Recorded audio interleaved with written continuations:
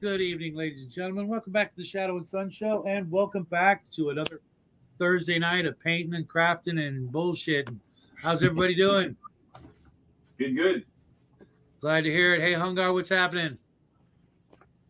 Hey, if either of you two monkeys want to come on in, let me know, and I'll throw the link up there. I wasn't sure what your schedule's like there, Bo, but we got room.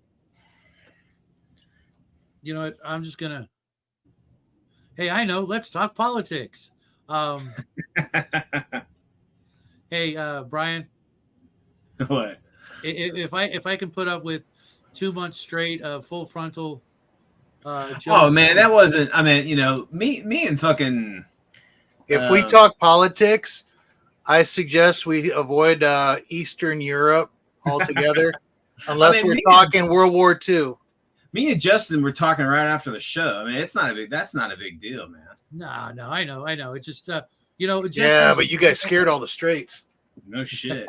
Well, that was, I lost my fucking cool, and that's disrespecting your show, and that's not cool. Dude, it's gonna happen. I mean, I prefer it not to, obviously, but dude, we're just dudes hanging out painting. It's gonna happen, Hey, what's up, Omen? How did the Lancasters deal with the Habsburgs? Of course, Omen, being there. I would have sent you the link, buddy, but I didn't think you were home yet. I got home about an hour ago or so. So we all joking about the FEMA camp. Yeah, I was at one. No, we weren't. But no. I mean, I was it was a training with FEMA, so that's where I was at. So I was in a. Hey, speaking of which, have you ever watched Bear Independent, Omen? I'm not familiar with Bear Independent. No, He's any of you guys out there? He's a hardcore prepper, religious kind of guy, but he does a lot of volunteer work for disaster areas and things like that. And I actually thought about going into that line of work instead of what I'm doing, but it actually looks like hard work. Hey, Bear, what's happening? Welcome to the show. I just thought I'd just let you in. What's happening, man? Welcome to the show. Get the fuck out. That was good. Welcome to the show. GTFO. Bye bye. I mentioned a different bear, but we got a bear anyways. That's what happens when you look in the mirror and say, well, I did invite some other folks, so I might have to kick one of you schmoes out, but we'll see what happens. Raven's always late, and James, who knows? How you doing, Bear? Oh, I'm doing all right. Yeah. Give me a quick second. I gotta go deal with my landlady for a second. I'll be right back. Okay. I guess the big thing is, Brian, is your mother doing any better? Yeah, she's out of the hospital, which is good. She's allergic to that damn dye that they put in your body to look for blood clots and shit. So they can't tell 100% if there's one in there or not. So yeah. Okay. Well, hopefully, it all resolves itself. I just found out a few days ago my aunt passed away from cancer. So. Oh, dude, that sucks. Sorry to hear, man. Well, no one knew. Really? No one knew she had cancer. She thought she was going to beat it, so she wanted to surprise everyone. And oh, dude, that's rough.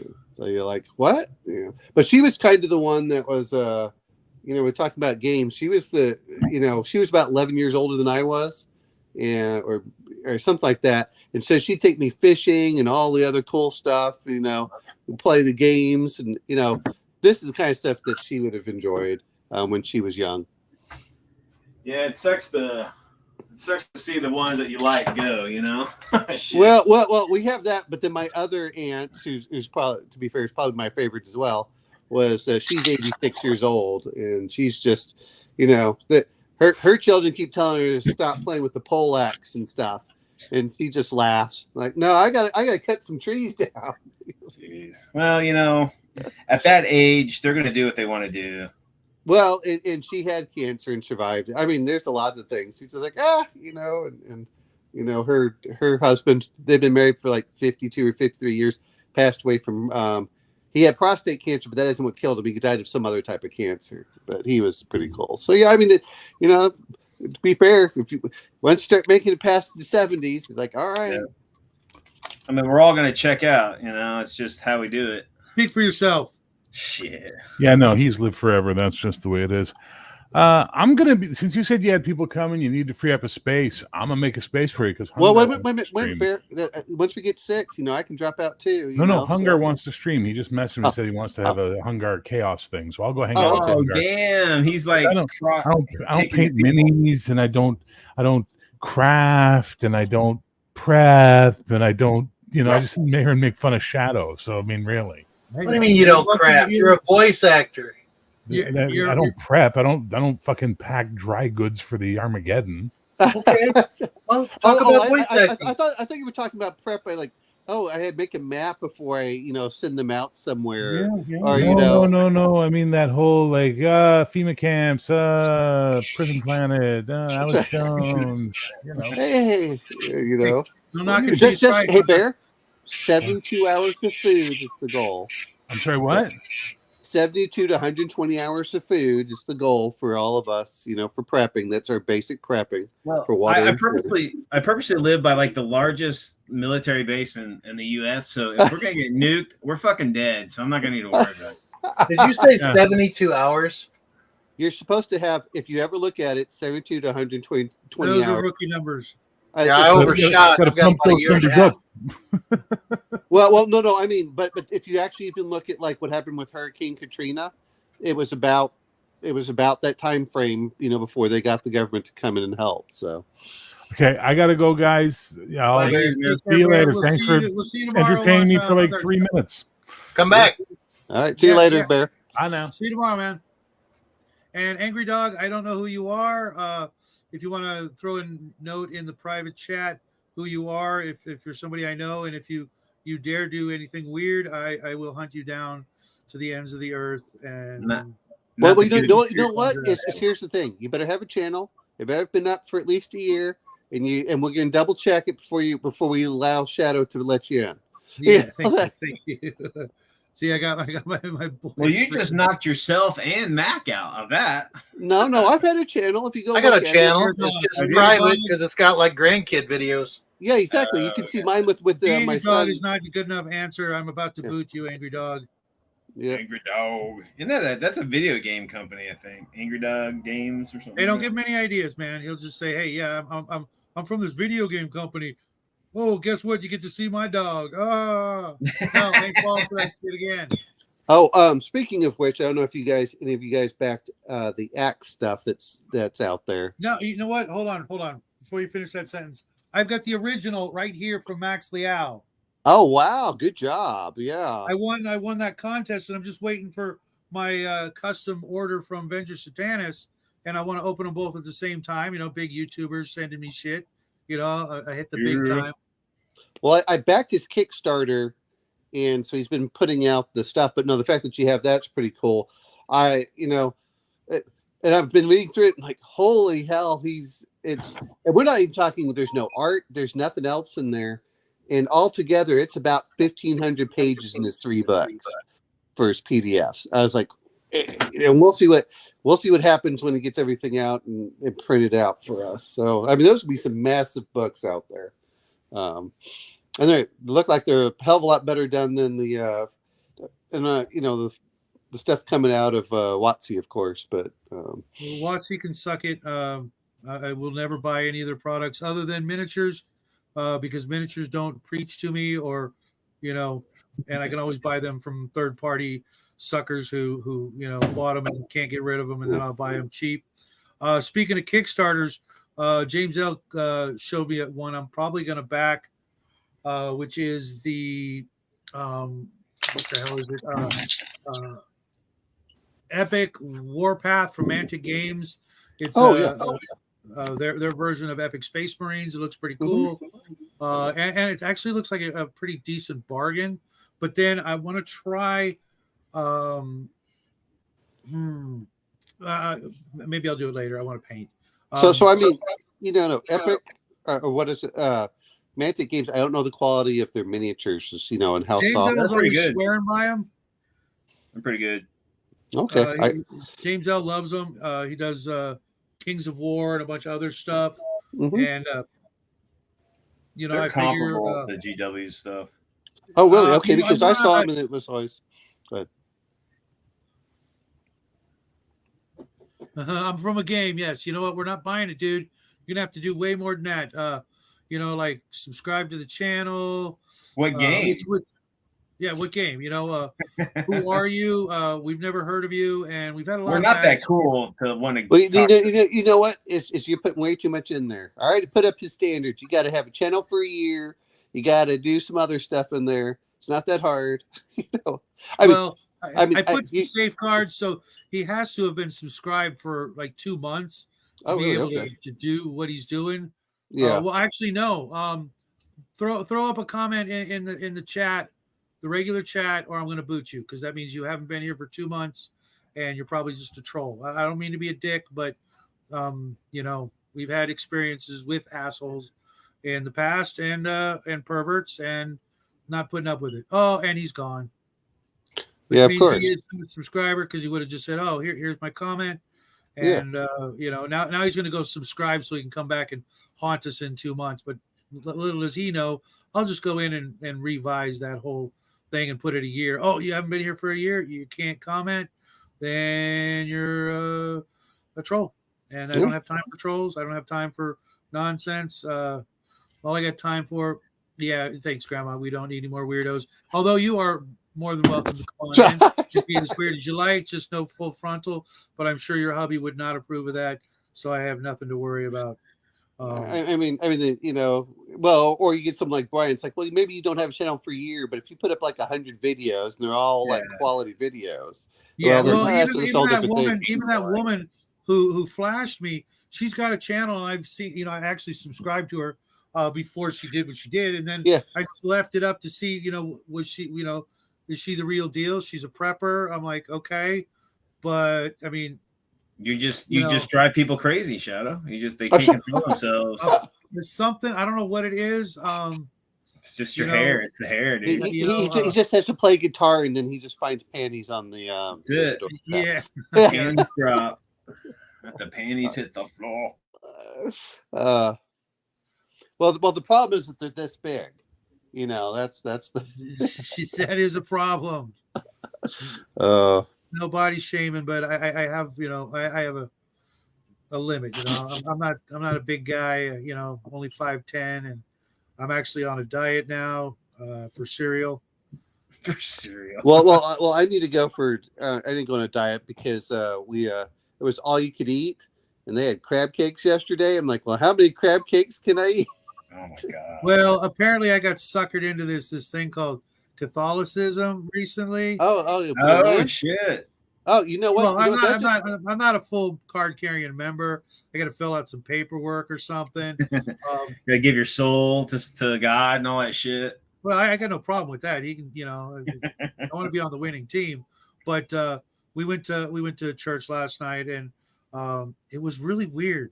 I don't speak Spanish, and we went to the Spanish sermon, and it was actually way cooler than the English one that I go to with them on Sunday morning. On Sunday morning, everybody's just like miserable, just a bunch of miserable bastards. And I went there, and they had a real band, 3 guitars, and just a whole bunch of people happy to be there. And I'm like, well, all right, I can do this. I didn't understand a word, and you should learn Spanish, dude. Shit. Well, you know what? Just go to the Latin mass. Then be a real radical, so you can be put on a a watch list. Mm-hmm. Right. Already on enough watch lists. Thank you very much. It just means that you're double on the same watch list. That's all. Yeah, I'm not even worried about it. They can kiss my ass. I know. I just thought that was funny. It's like, well, people who carry the rosary and go to Latin mass are considered extremists. What? Mass. The only thing I have to say is I consider the source of that opinion. They're for the most part probably a bunch of scumbags, and I don't mind saying so. Well, no, I know, but the fact that was in the training is ridiculous. It's like, who the hell are these people? Well, they're probably a bunch of Satanists and Moloch worshipers. No, I know, but but then they wonder why there's such a disconnect between haters. That's what gets me. Is there's such a disconnect a lot of times. This is awesome, Grandma. Man, the internet can be nuts because of the nuts. That's right. And living in the land of fruit and nuts, you know. Well, technically, RPG Grandma, it's the droops. Droops. The what? Pecans and walnut. Pecans and walnuts are droops, not nuts. That's why I'm joking about that. It's just like a tomato is actually a fruit, not a vegetable. We need to hook Owen up with a bunch of like intellectuals and just film them. Oh, hey, well, hey, we're all intellectuals. We're just not very good at it. We're just not very good at it. Hey, you know what though is gotta find out. When we get to do our next session, for our, to see how the Oni is going to kick my butt. So yeah, I know. I want to hurry up and get everybody done. What do you call it? Raven still needs to have her 2-hour session. You've got about an hour, I think, maybe 45 minutes or so to get you caught up. And then there's did Brian do his? Brian did. He was the first. Oh, okay. Yeah, I'm probably not going to be able to do it because I got all this family stuff happening. Okay, so I might be able to come in later down the road, but not Sunday right now. night, dude. It's Sunday night. I picked Sunday night because I pretty much figure everybody is just getting ready for the next day, and what better way to get ready for a week of bullshit than to kick back with some bros and sisters and play some D&D. Hold on, I'm going to bring this up because I think this is always important. EO Geek has been able to get consistently similar players coming every week because no one is expected to be there every week. And because of that, it makes it super easy. Sense. So Brian, it's the same thing for you. Man, don't worry about it. Come in when it's comfortable for you. Yeah. Don't come in if it's not. And you know what? I realized something. That's horse shit. Brian needs to be there every week. I'm lonely. I miss my seal. Not only that, hey James, how you doing? Hey, you know what? It's the Australian Groucho Marx. Give us the eyebrow thing, dude. Everybody is loving what you did in Jackie's video. I can't wait to get everybody else some sort of part doing that. I was thinking, Brian, if because Grim hasn't made a game yet either, what's cool about that, believe it or not, is when as a DM when you're like calculating bad guys, opponents, monsters, that sort of thing, you bring the average of the levels down, so that actually makes it easier for everybody. So there's that, because you're like second level, I think, or around thereabouts. Yeah. Yeah, I mean, again, I'll try to sit in, but I mean, I got this family stuff. You know what? It's Sunday night, 3 hours. If you're not doing anything, feel free to drop in. You too, James. Definitely. And Brian, if you want to play, I don't know what time you get up. EO Geek has games on Saturday. Hey, don't be poaching for my players, man. I'm not poaching anything. I'm just, you know what? If you're running a Sunday morning game, that's a whole different thing. But you're not. So, Saturday morning. I can't do that. I'm up too late Saturday evening. It's a wonder I could get to church the couple of times I do. I go to bed like 4 a.m. Saturday night, and they think I'm going to get up all bright and bushy-tailed and ready to go to church. I'm like, no. But I meant, like Saturday mornings, a lot of times we do stuff like we had Mark show up last week. I can't do Saturdays anymore either. That's my grocery and no. The point is that if you have a bunch of different games out there where it's just pop in if you feel like it, people don't feel stressed about coming in. It's like, come in if you want, don't come in if you're busy. And we start at a certain time, and either you're there or you're not, and boom. And actually, I find that's a lot easier because a lot of people, if they feel like they have to be there every week, man, that becomes stressful and like, well, I can't do it. But if it's just like, oh, just be here for this session, and if you don't want to be, then don't. Your character will get experience points based on when they're there, and when they're not, and then boom. And Brian, when you're not there, I just assume your character is circling the boat, making sure no sharks are coming up. Go. So, Yeah, just- James, you're awful quiet. What's up? I'm just letting everybody do their piece, and then I was waiting to get the shell. You just passed me the shell. Oh, the conch. Like in Lord of the Flies, they figured out pretty early on that they were all going to argue if like they didn't pass the shell around to like speak in like tribal meetings. Did you ever see what the real world version of that? And they found out that there was like a bunch of kids that got marooned, and they found them a year later, and they found out that they were doing great, and none of the stuff that they expected to happen in Lord of the Flies actually happened. Where was that? Yeah, I mean, I think it was Australia or something like that. Kids are pretty resourceful. You know what I mean? Kids are pretty resourceful. If they don't die of like berry in the first couple of weeks, they're probably going to make it. Yeah, they did that in South Park, and they joined the Mongolian horde. Just saying. Yeah. Sounds good. Sounds good. Sounds about right. Yeah, I've just been. My revelation this week is like the Osprey Blue books, because I was buying them and not really, kind of being a collector, which is not really a good thing. I've been reading. Go ahead. No, I was thinking I needed to get it where if I don't read the book, I'm not allowed to buy a new one, and that would save me a lot of money.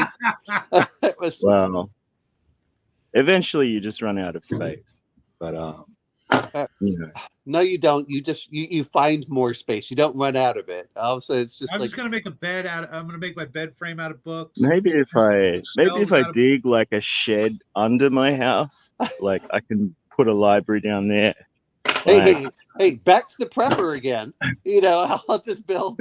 I'll build a fortress underneath and keep I was reading a couple of those Osprey Blue books last night, and like there's some really clever games. You know what I mean? Like they know you're gonna get started in a period. They know you're gonna have like a skirmishing number of dudes, like 30 or 40 dudes. And the way that the games are often expressed, it's like it's not just little random bands of guys like flying around the table. You get the sense that like it's part of a bigger battle or company or something like that. Your slice of the table has phenomena and formations on it that might be part of like a bigger campaign that's going on in the region. It's like, yeah, I dig that. So it's a way of like maximizing the space. My RPG Osprey books just for you. Just. Mm-hmm. Yeah, I'm kind of curious about their steampunky one. Which one is that? Pretty nerdy, but like I am what I am. Wait a minute! You got guys painting a bunch of miniatures that are fantasy. It's got a really cool kind of green cover with like Art Deco kind of styling on it. It looks really funky. They've got a pulp rule set, and it's okay. But the only thing wrong, I mean, my biggest beef of it, there's no vehicle rules in it, so it's like, well, that's a lot of them are good entry points. Like, it's like if you played the Napoleonic one, you wouldn't be painting a battery of cannon, for example. You might just paint like a field gun. Well, I like looking at, like it says, I like looking at different systems. I was going through the Axe stuff, which is pretty cool. I like to see and if you got the Axe one, that's great. I think it's the first 2 or 3 books. It's a big, thick box, dude. It's easily 3.5 inch thick. He sent me a bunch of stuff because I won that contest, and I've actually got X1, X2, X3. How the gods kill. No, but I mean, I was reading through it the past couple of days, flipping through the books. Now I haven't gone through the monster manual. I'm like, okay, I can pull that out when I need to. But man, I was going through the player's handbook, and it was just the PDF, no artwork, none of the other stuff. 600 pages just for that one, and then that was they have rules for. To be honest, Shadow, you depending on what's in the original version, they have rules that you'd probably love as far as seamanship and things like that, and mass battles and all sorts of stuff that are pretty cool in there. In the meantime, it's like, well, I'll just open it up now. No, I have the first Axe book and like the companion and the I think it's the heroic fantasy one. Yeah. Okay. And that's a very complete. It's like it's like Beckme on steroids. You know what I mean? Like it's like Beckme, but with a lot of really cool options. And I think that's. Yeah. I think all those are mostly encompassed. What I do like though, in this the Shadows thing, is that the races have their own classes. It's not just your dwarf. You have like 4 or 5 different That's one reason I agreed to get into a game with James and Fritz that never happened, was because he said, James, you've ruined it. You have to get him. Sorry, just go ahead. Sorry. No, it was Fritz who was going to GM. Oh, okay. And I read through it and I saw a couple of elf professions that I could get behind, and I made up characters and the whole bit. And of course, like a typical, hippie. He went and got attracted by the next shiny thing, which I forget what it was. It's been so long. So we never played that game, nor do we play Pugmire. Hey! Don't blame me on Pugmire. You said I had to get at this early juncture. Early juncture of like buying role-playing books, I'll note that this was the point in the timeline where I didn't realize or know how similar most of these rule systems are. Like, and I was just buying things willy-nilly and kind of going, it really is like pretty much everything is a chainmail knockoff. Okay, cool. well, and that's like you said, you got to be. I have the OSC. I backed the Axe stuff, but I said that, and then I, because they had it on bundle of holding, I had the Hyperborea. And I'm like, okay, you're right. They're so similar that if you understand one, you'll get the other one. There's slight nuances that may trip you up, but that also makes it easy for people to get into it. If they know one, Hyperborea is an exception. Hyperborea is an exception though, because it's based. It's like the planet is flat, which I don't believe in flat Earth, but like I love people who are like so wedded to it. They're just unreasonable, like that's a plus for me. If it's a fantasy world, it's okay if it's flat. What always gets me is when people are like, no, it's flat. I said, look, I'm floating a plane. I can see the literal curvature of the Earth. I can see it on the moon whenever we have this. Now, you might be able to argue it's a disc. I said, that's a whole different thing. We'll talk about, it's a disc. My favorite is it's a Mobius. It's just not a perfect. It's just not a perfect sphere. It just, but relative to scale, it's like relative to scale, it's pretty perfect. It's pretty spherical. It's a donut with Antarctica in the middle. Hey, you know what? Hey, that goes for the hollow Earth theory. That's fantastic. I think everything needs to be a Dyson sphere myself. It's all Dyson. I know. I've met heaps of people who worked in Antarctica. Like they would have told me something. Okay, nerds. Derek, I do have a Discord. It is Shadow and Sun. Just look me up. Friend request me. We can hang out. A lot of like a lot of what goes on in Antarctica is like drilling cores of ice and looking at them and like trying to grow plants in like really cold environments and like tagging penguins and developing an emotional attachment to them because they have a lot of character. They all have personality. Elves are evil. The heck you say? Not all of them. I think some elves are evil. I think the big fantasy trope is always that like, oh yeah, we were so powerful we kind of became the bad guys and then like renounced it because we realized we went too far. It seems to be like a common thing. Well, so this is why like Sabarum is just elves are just alien. Jerry from on tabletop, I think he likes elves, but he always goes racist elves. It's no good. Those terrible racist elves are at it again. I can get behind that. Say what you will, they are insular. I can get behind that. It is a fun trope to watch power corrupt something that should otherwise be so noble and Because in good. Tolkien, you get the impression that they really like jumped the shark. You know what I mean? At some point, and like they paid for their hubris, like by becoming a declining people. Well, you know what? This is what happens when you keep shooting blanks. That's what happens to the elves. That's why they kept decreasing. What's a blank arrow? Does it have like a toffee on the end of it? You're like, thanks. Cheers, mate. Well, elves are like the pandas of the demi-humans. Got a little bit of fudge on the end of it. You're like, warfare never tasted so delicious. Well, those are the Keebler elves, like someone was mentioning. Here's a war games mechanic question for you. Why doesn't massed bowfire create more disruption than death at long range? It would be so nice to see a medieval war games rule set where you concentrate bowfire at the start of the game, but it's to just kind of break up the enemy line. Well, you know what? I was thinking a little bit different. Is it actually cause them to move closer together so they can get the benefit of the shields? Mm-hmm. You should definitely slow them down.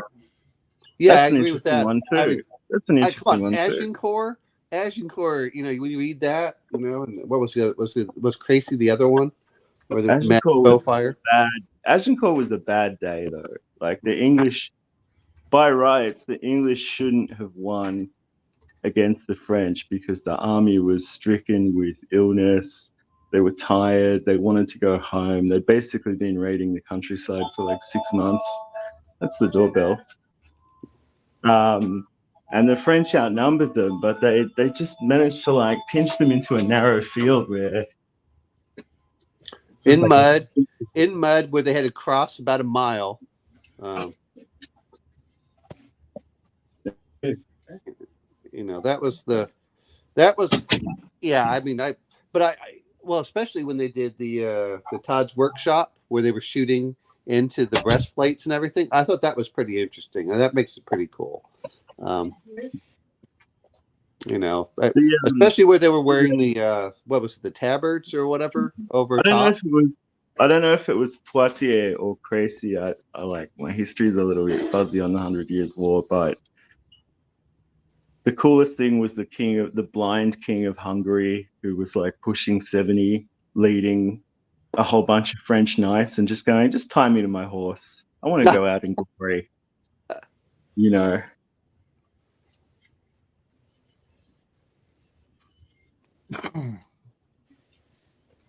RPG Grandma, they weren't called humans, they're called Martians, right? That lived thousands of years. The Martians lived a good long time, as did the Tharks. Well, the Tharks didn't live quite as long, though. I mean, because they kept killing each other. They had that much more violent. What's that? This is how you know that I'm secretly converting into a like blue-haired 5e playing communist. A tiefling joined my collection. It's the beginning of the end. It's the beginning of the end. I love the idea of a tiefling. I hate the implementation of it in D&D. I like that. Well, she's not really a tiefling, but I needed a baddie mage. Yeah, I was like, she'll do. I was looking at that one. Yeah, but I don't buy the white plastic. It is a lot more work.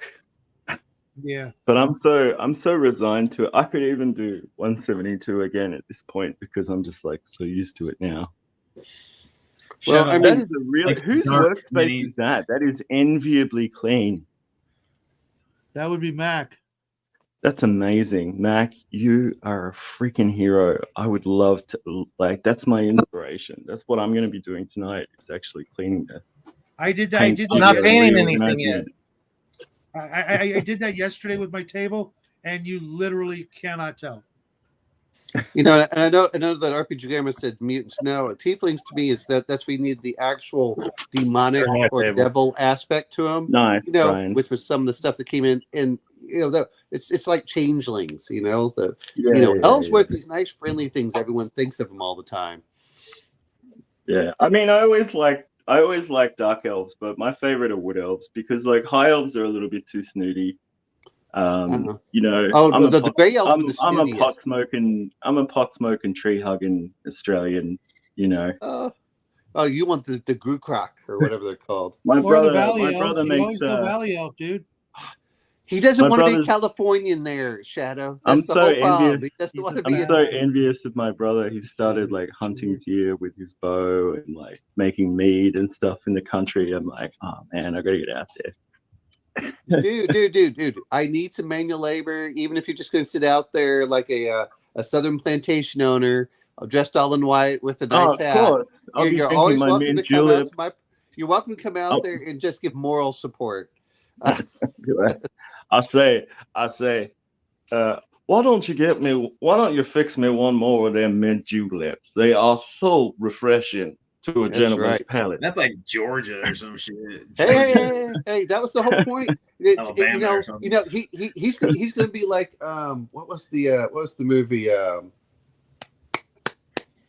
Where they had it. Oh, damn it, I can't remember. It was the one where they were joking one time on Cheers being the sweatiest movie. Where they're all the chain gang. Blazing Saddles. Oh, no, was it that George Clooney, Brother, Where Art Thou? No. Well, it was probably that was the humorous version. No, we're talking about the one in the 60s. 60s or 70s. With Tony Curtis and Poitier. No. No, it's the other one with the guy from Cool Hand Luke. There you go. Yep. Mm-hmm. Yep. You know, he's going to be the guy over there overseeing as the the warden just all in white. One time I was at the Grandma, you're there. You remember that Dragon Magazine episode? Yeah, exactly. 72 was the best Dragon Magazine I think that came out for those. One time I was at the airport in the US, and Sidney Poitier was there.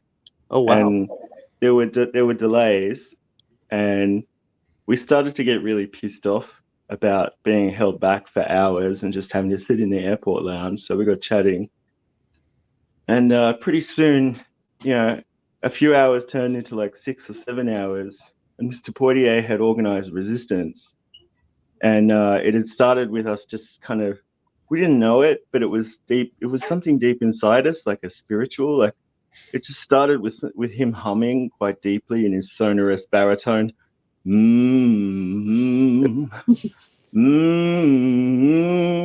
Pretty soon 2 or 3 men joined, and there was almost like an angelic harmony of soulful fight back against the man. It was like pretty soon the whole airport was doing it. Okay, maybe that didn't happen. Well, you know what you wish it'd happen. It's a good story. Sidney Poitier was one of my favorite actors until he passed away. Mm-hmm. So I love a lot of his stuff. Yeah, it was a bad choice casting him as Sonic. It was a bad choice casting him as Sonic the Hedgehog, though. I don't know whose idea that was, but that was too much. Everberry. Hey, you know what? I did not know what a huckleberry was until about 2 years ago. I actually looked the whole expression up just because I've been hearing it so much. But you guys will be proud of me. I actually did something that I have not done in research. No, I do research every fucking day. No, I watched a movie. Holy shit! Did you watch Tron? No, I did not. I watched Tron. Nice Pirates? Nope. I watched an old Disney movie, which I had read the book like several times as a kid, because I just could not understand what the frick was going on. Mind you, it was like the year it came out, but the one and the only Black Hole. Oh yeah. Oh wow. Totally. Oh, you gonna be with what was his name, Maximilian and Vincent? Yeah. I love actually that was. I'm not saying it was the best movie, but it did bring up some really cool ideas and things. I think it's one good for that. Because for the life of me, I thought the Cygnus actually went through intact, more or less. Mhm. And I found it really weird, but yet kind of somewhat satisfying to see. What it appeared to me was that what's his name, the villain, the bad guy captain. I already forgot. Yeah. Had somehow merged with Maximilian, Yes. and became like a demon lord in hell.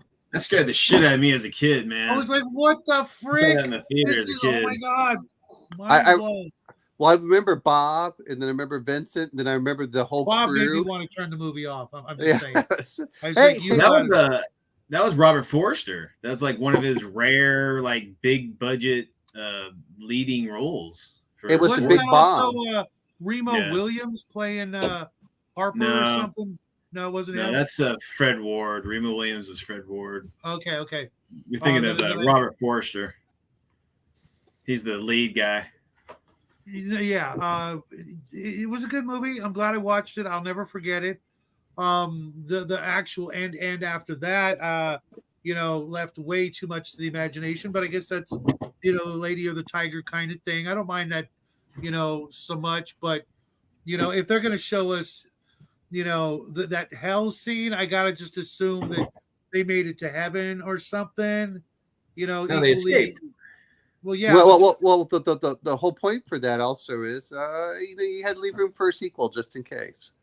But it was a box office bomb, so it never went anywhere. Yeah, I can see that. It was just too. You're in an action or fantasy movie.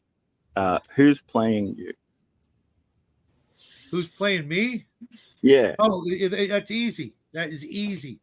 There's an actor out there who looks just like me, or at least did when I was younger. We got mistaken for one another. People thought I was him, not he was I. Emilio Estevez. Okay. What? Yeah, I'm not even joking. I could show you pictures. And I could be okay with that. They're not going to get Brad Pitt to play me, so I'll go with someone who actually looks like me. You can Put you a can hat pick on an Drew Carey, idealized- and you got mine. You can Oh, pick an really? Yeah, idealized Hollywood version. What was yours, Mac? Drew Carey with a cowboy hat. No, you can pick a handsome film star if you want, like to do Hey, an hold on. idealized Hold on. I just Hollywood found out- version I of just found things. out I was going to yesterday- pick someone better looking than me for sure. I want it found to be out realistic. yesterday. Check this out, guys. Blew my freaking mind. I had a huge crush on Linda Ronstadt as a kid. She and Tim and he Jim Carrey dated for like 8 months. Oh wow! Really? I'm like, whoa, because I can't Linda stand Ronstadt, really? Well, see, I liked. Well, to be fair, I saw Jim those Carrey big old when he brown was eyes. Oh, dude. early in his career when he was going around for the comedy shows. I saw, they put him on Nice. the stuff, but I thought it was funny because he would talk about how when he was in the Marines and he was all buff and everything. He said not a single woman would talk to him. As soon as he gained the weight and had the glasses and everything, it's like, oh, I guess it's all about fame, So, So how about you, Omen? Who's playing you? well, you know what? I'll let you guys figure out who's going to play me because I don't know. It's one of these things that are. Well, Jeff Bezos would cost too much money, so. I'll tell you the one that I liked is I can't remember, was it Warehouse 13, the guy that was bald? Like the leader guy? No, I can't remember. It was What show? actually no, well, the problem is we have to pick actors that are still alive, so I don't know, for some of these. I still enjoyed if I could have someone dead actor, if I could put a have few volts through him. well, if we could get them when they're still there. No. I liked Who you should pick is the guy from John Carter, the guy who played the Thurn. Oh, yeah. He's still on. Who I also liked was, we're gonna have to watch this at some point if you're still doing the stuff with Connell. Have you ever watched Dark City? No. Oh yeah, that's It's on my epic. list. Rupert, Oh yeah, you got to watch that one at some point. No. he's a good actor. But I was thinking of Mr. Book, which was also the one that was in the. Mr. Book was also the one that was in. was also in the one that was Rocky Horror Picture Show. Yes, but Richard Keith O'Brien. The same guy, I believe, he did the same one. He almost played the same character. It felt like. Yeah, that was Richard Keith O'Brien. Butler. Yeah. He was really good in Dark City. Have you ever met the people who like go to the Rocky Horror Picture Show and like reenact it in the aisle? Yeah, that was me for like 3 years. That was me too, man. Yeah. Like, those places are like a weird sex den. Like, dude, I was 14, and I was having the freaking time of my life. I'm sure you were. I'm sure you were. Any drama, any like actors or drama tend to be pretty sexual, like the groups that travel around and stuff. I just remember a whole bunch of goths like jumping around, throwing popcorn at each other. Yeah, it was. You got to understand, I was also getting my tickets from Miss Cassandra Elvira herself every Friday. Wow.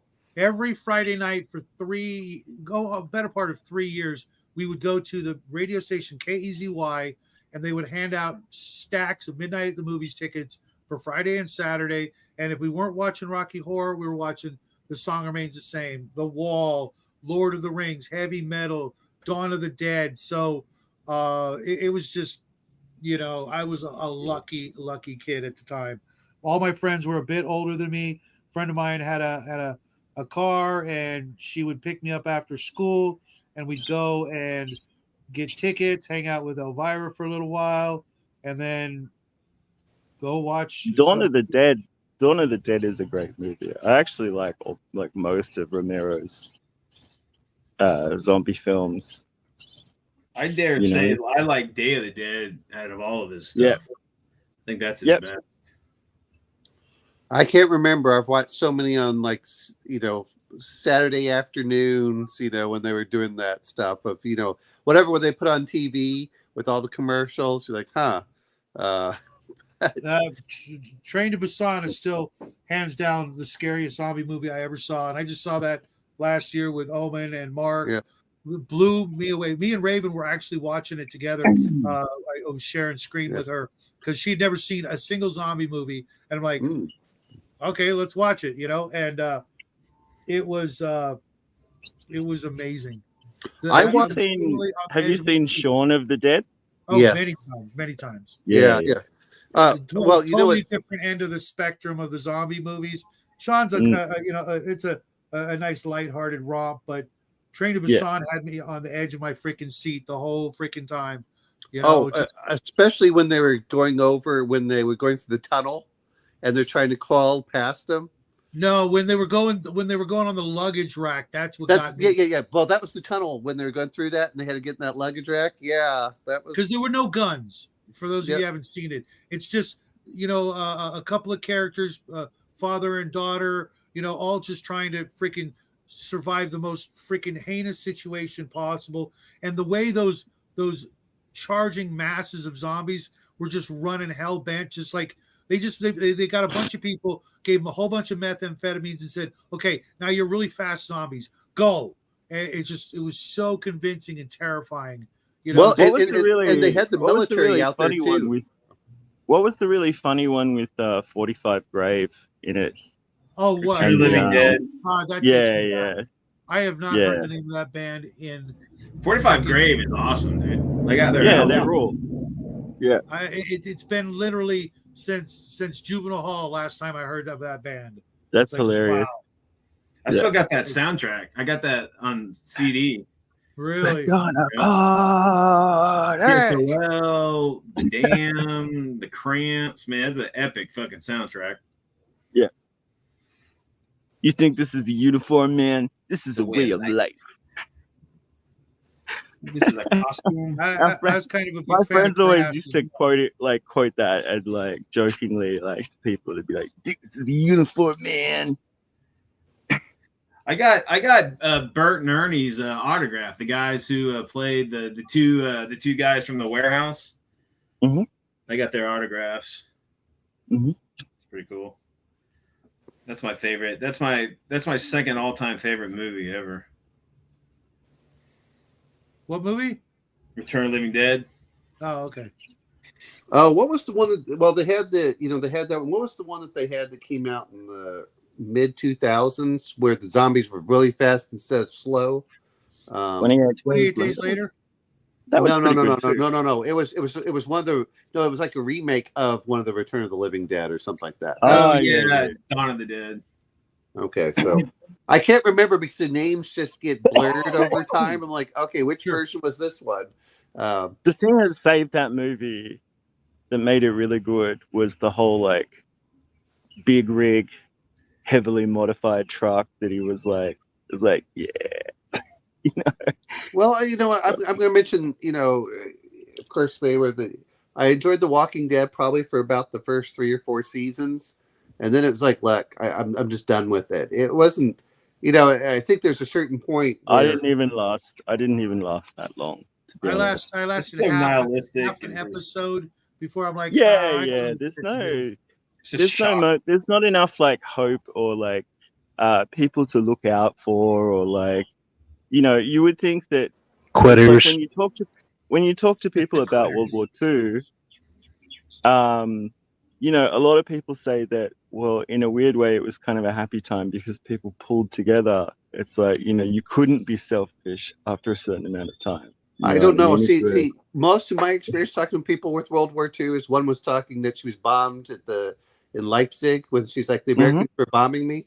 And then the other one was when we went to St. Petersburg, and boy, you want to talk about heavy casualties there, and they talk about the metronome, and that was the people aren't familiar with that, But I was thinking more in terms of the like people trying to survive on the home front, like after a certain period of time, it's like actually becomes a murder to like steal from each other and like not look out for one another. Just like in The Walking Dead, it just became the humans were more lethal than the zombies.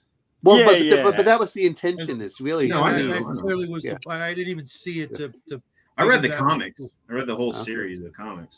I mean, look at the Romero one where they're wandering around the shopping center. Oh, I remember that one. I saw that one like 100 times. Yeah. I mean, like I said, I enjoyed it for a bit, but the zombies were the threat, but it was really how do the characters interact with each other. But at a certain point, just like everything, it's like they always have to outdo themselves, and without realizing really the story is the interpersonal interactions between the characters, not that you have to keep upping the ante every time.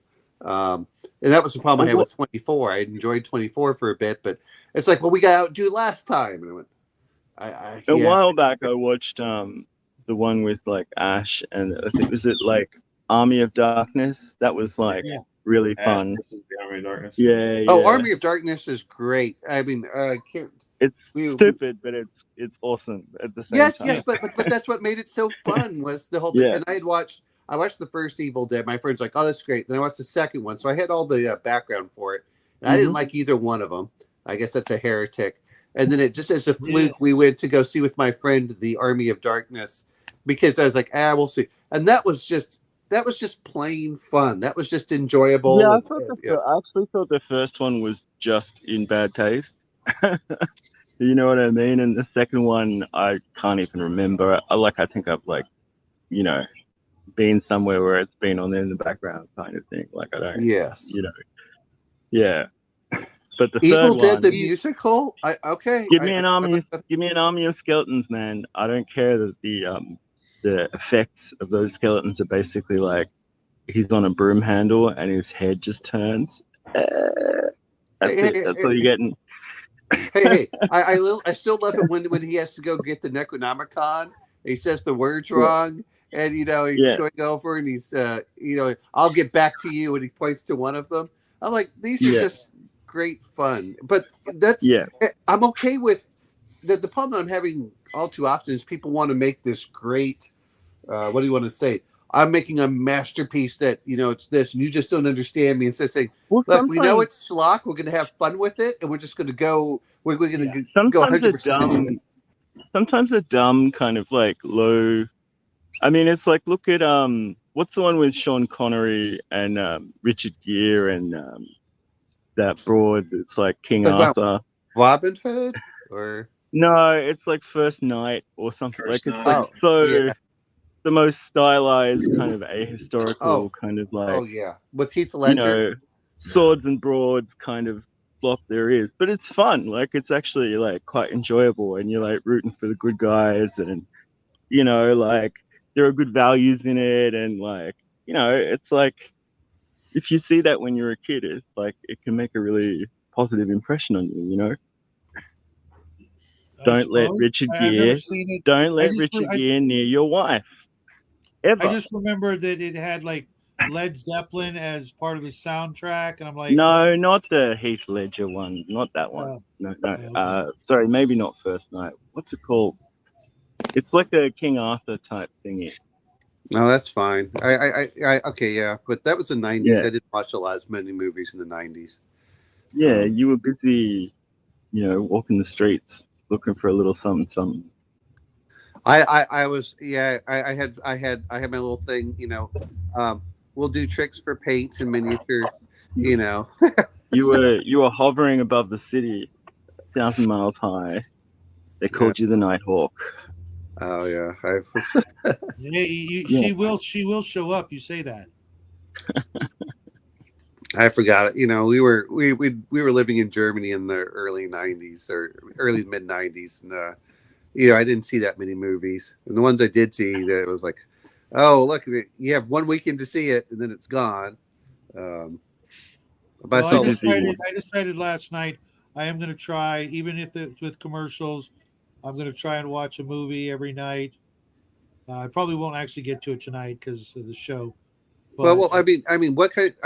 Go for the sci-fi stuff that's actually pretty good that we can just throw out there. I mean, I got to hit up all the classics that people are giving me shit about. Ice Pirates and those are all the sci-fi movies. Dark City, yeah. Dark City is a great one. Yeah, do Dark City. That's really good. Yeah, well, if you're going to be on Connell's show, we got Tron this weekend.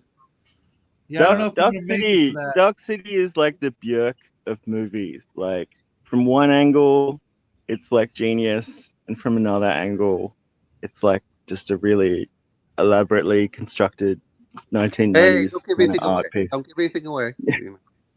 He's never seen it, so that's it. What? Well, you got Lady Hawk. You got a bunch of stuff you can go. Hawk the Slayer's on my list now. Oh yeah, I saw that. Someone said I asked someone if they liked the Björk movie Dancer in the Dark, and they were like, it was either the deepest and most moving story I've ever seen, or the biggest pile of slop that made. And I was like, okay. And he's like, I'll just never know. Yeah, well, the worst review I ever heard from a movie is I had a friend of mine, and she went, I said, well, it was the movie V. And I said, well, how was it? She went, I went, what do you mean? I said, I didn't hate it. I didn't like it. I just felt nothing. And I went, I think the worst movie I've ever seen was either Barbarella or Batman and Robin. My God. Both of those were shit. On Golden Pond.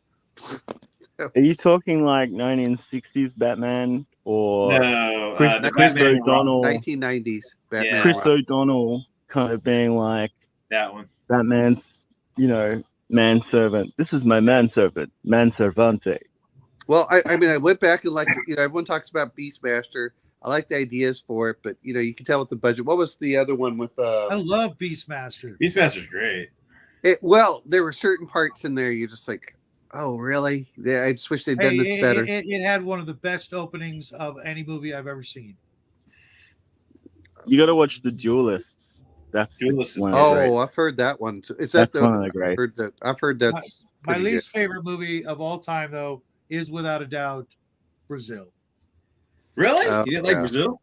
I did not like Brazil. I was a teenager on L, and no, just the worst experience of all time. Oh, and what I did like was Children of Men. That was good. I like that scene where she's like they're walking her through the streets, and everybody's just like that was just literally just the UK. gorgeous. Like they didn't have to do anything for that movie. They just went outside. Well. Actually, what I liked was the fact Shaggy carpet spaceship. Is that the main character was not badass. I mean, he was somewhat competent, but it was He I died. like that. Clive Owen is all about staring into the middle distance with his eyes open, like his mouth open, like, "Ugh, what's going on? What's going on? Oh, the world's ended, but this woman's had a baby. I've got to save the baby. Oh, Britain's really dystopian, except Britain looks like this anyway. Oh." It's kind of sad is when you look over at Eastern Europe, which was dystopian when I visited in the 90s, and you're like, wow, they've really improved it. They've improved it. And then you look at like London, which is when I went to in the 1980s, and you're like, wow. Tucker Carlson really changed. Enjoyed a soft serve ice cream cone in Russia. You can't do that in America anymore. No, sir. Well, you can get not at McDonald's. You can get Wendy's, even though the machine's always broken. And that's only McDonald's. That's only McDonald's. You know we have other fast food restaurants here. Just because. When your grandchildren ask you, "Grandpa, what did you do during the Great Second American Revolution? What motivated you to fight?" You'd be like, "The goddamn soft serve machine was broken for too damn long." Well, actually, hey, James L. Again, you know what it's called is we go next door to Wendy's, where they have the exact same manufacturer, but it works. Hey guys, I'm gonna have to dip out, but good talking to everybody again. All right, Brian, you're always welcome. I will see you Sunday, but if not Sunday, then Friday. If not Friday, then Sunday. Yeah, I'll try to get in, man. It's just I gotta. Hey, man. Hey. But I'll try to see what I can do, guys. Hey. I can't picture you looking for work, in the evening. Just saying. Yeah, it's not so much looking for work in the evening. It's about taking care of my mom and my dad. Okay, so. Well, you take care of them, and we will keep you and them in our prayers as always, brother. All right, guys. You guys keep it weird. Take care, Brian. Is it just me, or does Mac look like he's ready for an autopsy? Man, I'm actually really.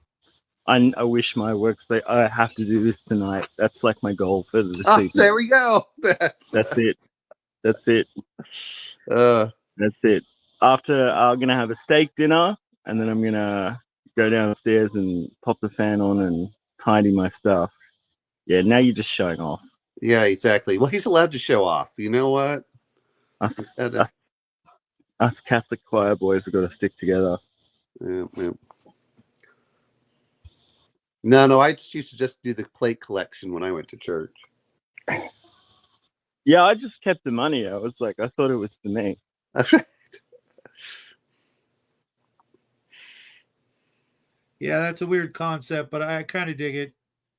Which part? I knew a guy who the plate they asked me. They would come over and like, "Hey, you get the plate today?" I'm like, "Sure." And I just go around and collect the money, and then here you go. Sorry about that, James. Yeah, I just thought they were doing it for me. Like I thought everybody knew I was as poor as I was when I was a kid. Like I knew this guy who ran a small nightclub, and it was like fairly successful, but he was like a really erratic person. And he kind of, I don't know, he was having a bad night. He drank too much or something, and he ran out with the till with like all the night's takings in it, like into the street and into the night. Wow. With like all the change and notes from people like paying their entry. That's weird. Yeah. Which drugs was he on? He was usually drunk. He was pretty crazy. He passed away, unfortunately. He's a nice man, but crazy.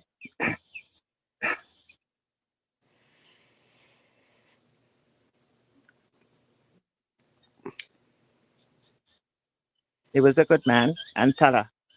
Now I'm going to ask you a quick question. What are all the birds that you have out there? Are those all cockatiels and crap out there? They're just shitty Australian birds that sound like fax machines. Like, other countries get beautiful bird song. I live at the end of the universe, so my birds sound like they're channeling some weird dimension every time they open their epiglottis. Well, that's just because Australia is in a whole different world. You know, we have to go through a portal. Yeah, it's Usually we step into a giant metal tube and we're magically transported to a whole some different birds are world. similar. Some birds are similar. We've got so on the roof there's a kind of a dove. He's like a brown speckled dove, and I can't pinpoint the sort. It's too glary for me to see what's up there. But my money would be on some kind of. My money would be some kind of Indian minor bird, perhaps.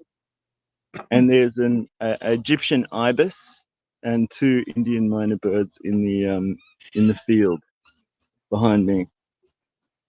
So, and yes, this is a very long piece of rosemary that makes a good scratching tool. Well, you know what? All I can think is I'm not eating whatever you're cooking after you've been using it that way. No, I'll throw the rosemary away. But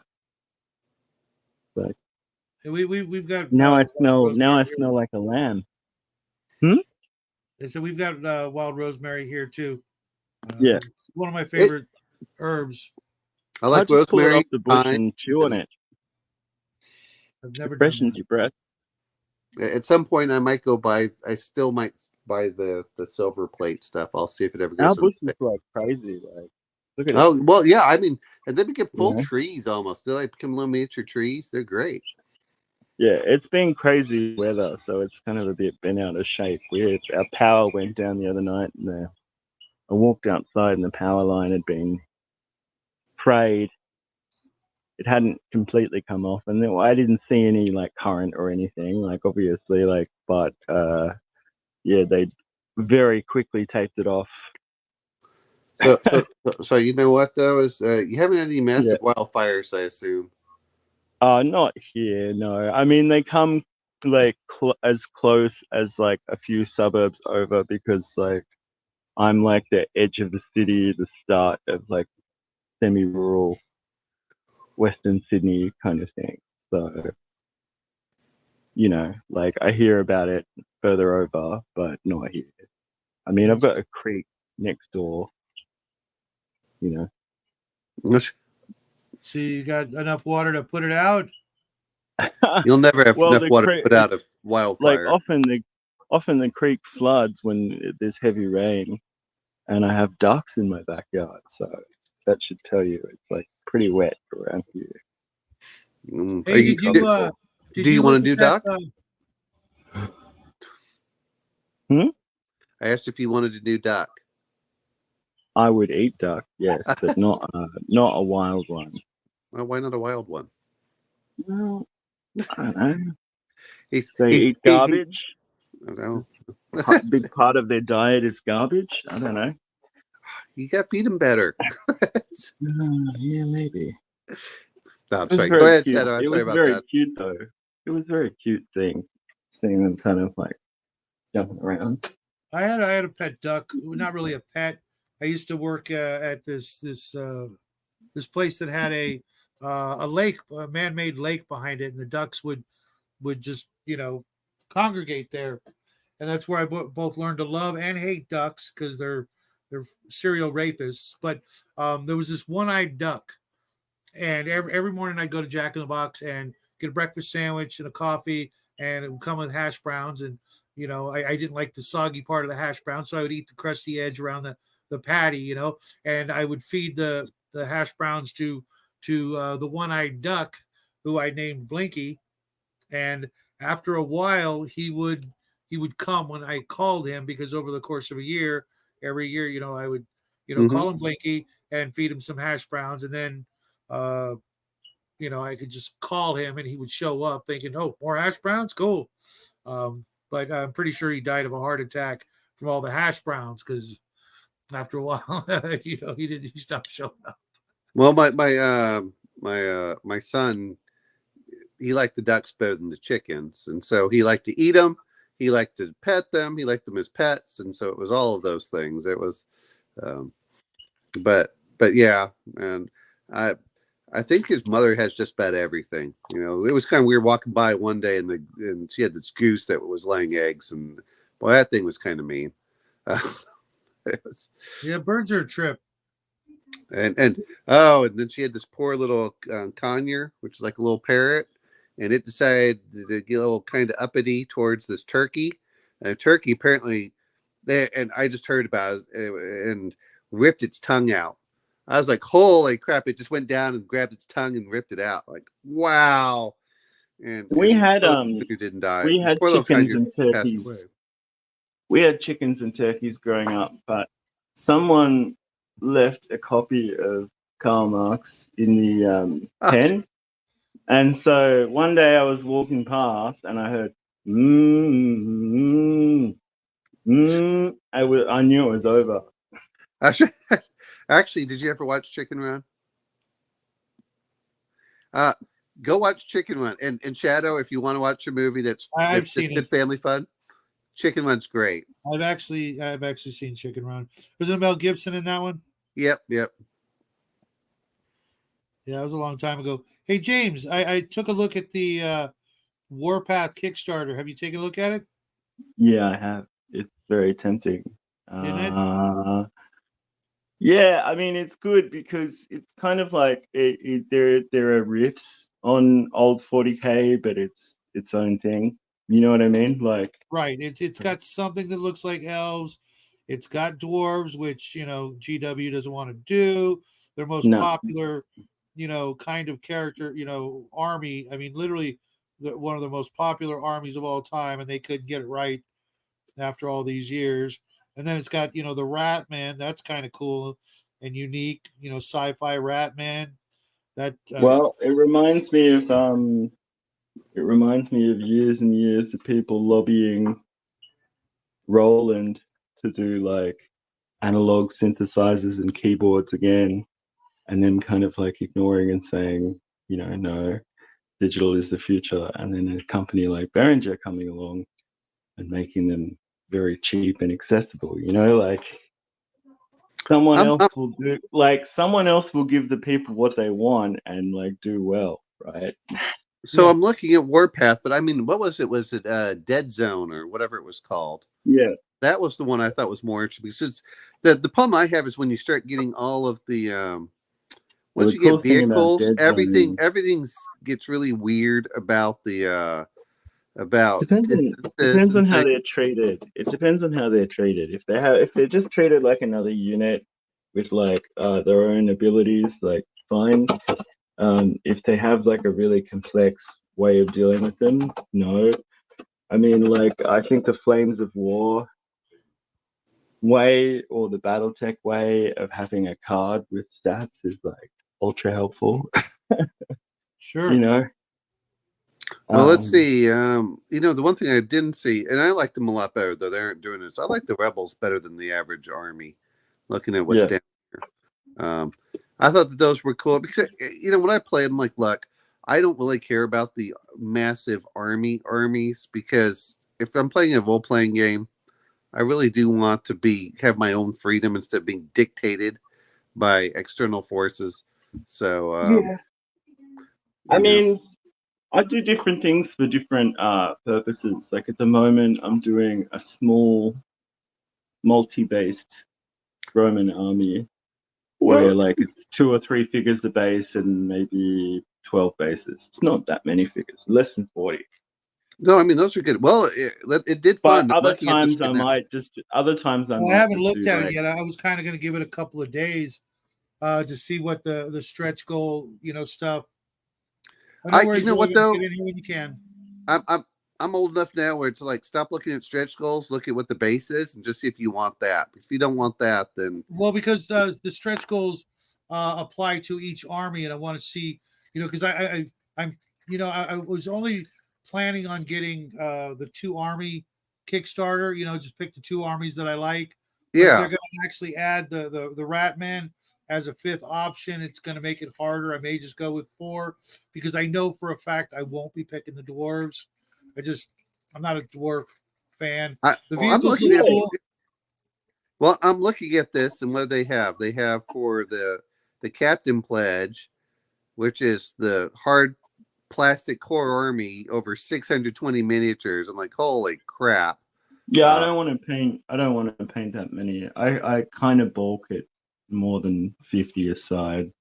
I mean, people think I must do like really big things. I don't really do things that big. I just do things that are like a couple of platoons, like worth of figures. Like I don't do hundreds and hundreds. So yeah, like You're not a real war gamer. No. Yeah, no, I don't. I don't that's- think like there's a guy on YouTube called 1908 Battlefields, and he does like alternate history, like big skirmish.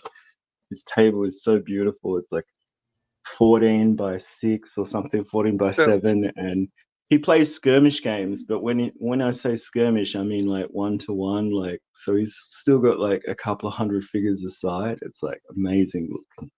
So I'm looking at this, and all the reveals are based on the days. They're not doing actually by, which I like better. You know what you're gonna get, and there you go. And the rebels look cool. I don't know about the Asterians. They're kind of, the enforcers are fine. But yeah, I mean, when they say unlock a new faction, like, do I really like the Vermine? I'm like, I don't know. I actually did like them from. They have a lot of really cool like tunnelers. Yeah. Like back in the Epic Day, and I was a big fan of those. Having your half your army underground and your players just sweating it, like where are they going to come up? Where are they going to come up? And I always liked Skaven in 40K or Fantasy Battles or whatever. Yes. In 40K. So having a Ratman army is kind of cool. The Plague army, and maybe I could get into that. I know it's a real easy paint job. Just splotch it with colors, throw a wash on it, and call it a day. Wait a minute. Skaven don't exist. Right. That's the whole thing from 40K. Like if you say that they're Retmen and they're actually like Skaven versus just like mutants, that it's like you just mysteriously disappear. That's the great thing about it. So that's because they hear you and they drag you down. Yeah. I mean, I have the 28 mil Ratmen and the 28 mil Enforcers, so like I'm not gonna buy this thing. But you gotta admit those tunnelers are pretty badass, right? Oh, I've got like 2 of them in the box. Yeah, like they're sick. They're sick. I would love, and you I can would put love like to grab rocket those. launchers. You can put different attachments and stuff on them, like rocket launchers and stuff. They're pretty wacky, and I feel like Mantic channels a lot of the energy of old Games Workshop at a much better price. Oh, and, certainly. Their models are more sturdy. They're easy to put together. Like wait a minute. You mean before they went commercial? For stock prices? Oh, sorry. No, and I mean, like, look, Mantic prices are going up a little bit, but it's not even comparable. It's like still less than half of what GW charges. Right. Yeah. Well, when you sent me that playthrough for this game, I was like, okay, this is.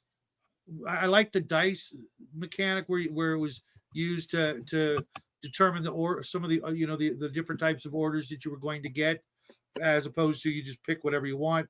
Otherwise, it was very, very similar to what I liked about the original Epic. Their rules are always good. Like when Kings of War came along and their earliest miniatures came out, I kind of just dismissed it as like a cheap Warhammer copy. And like in the years since, it's really developed into its own thing, and it's just much more streamlined. Like it's like you have a stat line, it's element based, so there's no figure removal. That doesn't mean you have to put everybody on a big base if you don't want to. You can just use a Sabo or like a movement tray or something. But unit, it's like unit based, so like there's not a lot of like, they're not fiddly, and the way movement of regiments is like elegant, which is like, from what I can see of the new Warhammer Fantasy Battle, like coming back, people are already like getting stuck into it about how to move and how to flank and how to do this.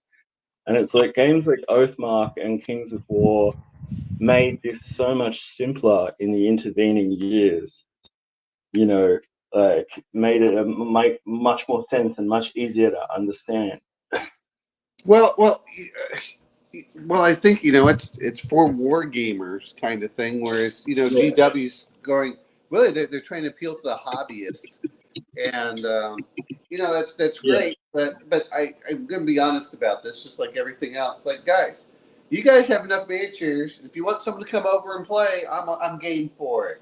I just don't want to spend the hours and hours just doing all the hobbying stuff. There are limits. I mean, I was talking to Shadow the other day about how I finished some African javelin men, and it was like I could go further, but I just needed to get them off my desk. Like just yes. All right, this is as far as I should take it because it's just a toy soldier at the end of the day. It's great for certain things, but this is why I like the really big monsters that you have, like some of the stuff that came out for what was Privateer's Press, the hordes that they had. I liked. Yeah, unfortunately, they switched to 3D printing everything in house, and that kind of killed off the game because people didn't want to pay quite premium prices for things that they could just print or get on Etsy for considerably less. Yeah, yeah. I don't. I mean, I have some of their resin stuff. I got that's one I would like to paint, and that's one you could spend a lot of time with. So I didn't really understand their setting very well, but like I gathered that it was a kind of a steampunk kind of fantasy. Like there's a lot of gunpowder and it's basically 1800s with fantasy, but no, I mean I got their Mountain King, which is a pretty hefty miniature resin, and but I liked the little details, and a lot of it was humorous whenever they went to troll. Some people just hated that, but I actually liked it because it was kind of like you find some guy to be a hand just sticking out of the thing. Another one they would have is like they're scouts, which I just think are gorgeous miniatures. I don't like all fantasy or sci-fi stuff to just be grimdark and serious. Like I like some bright colors and some chaotic elements on the bases, and toadstools and silly stuff like that, because it is it is a kind of hobby where you're getting in touch a little bit with your like childlike creative self. You know what I mean? So like, why not just enjoy those little elements, but I mean, go look at the I mean, they don't make them anymore. You can probably find them a lot being on sale. I think they're on sale at Miniature Market, but look at the Trollkin Scouts, and like one of them has a pig under his arm as he's running through. I mean, they've got character to them, and they look different, and I think that's what I hate is, and this is in a lot of them, all of your models look almost identical, and they're boring as hell, and they don't have their own personalized character. If you're going to do the sculpts and miniatures, I'm like, dude, if you can give me a squad, give me 10 different looking guys, and then give me the other parts to get them together. I think GW stuff is over sculpted now. Like they try and make things like very delicate poses and very sophisticated amounts of detail, but it is not that edifying putting them together and painting them. You realize that like even with the monopose models where you could maybe move an arm or change a shield around, like you realize that you developed ways of differentiating them slightly. Whether it's the tone of like orc skin or a cloak or whatever. Right. Well, perfect example is their Space Hulk with their push fit miniatures, those were great. The detail was fantastic. They were easy to assemble. They were intended to be painted. They were intended to be played. It wasn't one of these, which I know that they make their money really off of. I find tons of them. Hey, I'm going to sell you 200 miniatures. Take care, Grandma. We'll see you later. That's their game. Their marketing strategy is that you're not going to paint all your miniatures, but you can keep buying more and more. I agree, Percy. I think it's a bit like there has to be an element of like the Divine Comedy or like Dante's Inferno or something like that to the whole thing where, you know, if you're literally depicting demons, like you should be mocking them on some level. Yes. You know? But you know, that's the other part. Stop being so stuffy about everything. You know, the most is meant to be fun and enjoyable. I mean, even historical stuff, I think, benefits from little vignettes where like people are like, you know, a captain is seated at a makeshift card table looking at a map, or there are piles of barrels, you know, that a soldier's leaning against, you know, that kind of thing. Like, just little touches that make things you can't take it too seriously. not rank and file, you know? Yeah. If it's too serious, you know, especially when you've got like GW orcs in it, you know, I mean, come on. Those guys always they're like angry fungus. They're angry fungus. Like, and they're intended to be fun and chaotic. It's like, okay. But I think that, you know, sometimes, I like the early GW stuff, and that's before they became public. Once they became public, I felt the innovativeness really went downhill. The idea of making just cool games, you know, it was, you know, if you're going to keep doing the same stuff over and over and just, it's like they've lost all originality as far as the type of games that they have. They make stuff that looks really sophisticated but is dumb, whereas they used to make stuff that looked kind of dumb but was actually really sophisticated. You know what I mean? Yeah. Yep. Like, well, I mean, you know, the other part is it, you know, and I understand it's expensive. You can't just, like, you know, when I played Adeptus Titanicus, it was like, great. It really is as expensive. Well, the thing that ties in a solution to everything that we were talking about, and I've been thinking about this a lot, is unit fillers. So say you have to do 20 guys.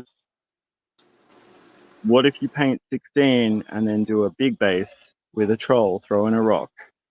You know what I mean? Like, surely that's 4 wounds. You know what I mean? Like, and that can be scaled to take up the same footprint. So yeah, I'm kind of thinking, I'm accumulating a lot of like crummy Reaper miniatures for like unit fillers. Because like I think that and like little scenic bits are like the answer. You know, I think even good guys in fantasy armies should look a little bit chaotic. You know, a little bit crazy. I mean, that's you know, like Omen was saying about, you know, not wanting in an RPG to get tied down to the rank and file. That's what characters are. They're the people that wouldn't want to do that. You know, the other people, you know, the other people in your world would be, yeah, okay, fine, I'll get in line. I don't want to get, you know, I don't want to feel the lash on my backside, so I'll just, you know, go along to get along. Hopefully I won't get killed by the next barrage of, you know, rocks or arrows or what have you. But the PCs are the chaotic, you know, people that everybody wish they had the guts and courage to be like those heroic individuals. And their pets. And their pets. A lot of the time, you know? A lion, you know, that kind of it. Like literally put a freaking lion on your face. Or your stereotypical, you know, jungle girl with her saber-toothed tiger pet or jaguar or what have you. You know, there was that classic freaking Grenadier Models lead miniature of the female druid with her pet, you know, big cat, you know, whether you want to like a cougar. I had that mini, and I had to freaking paint her up like Tigra from the Avengers. Remember her?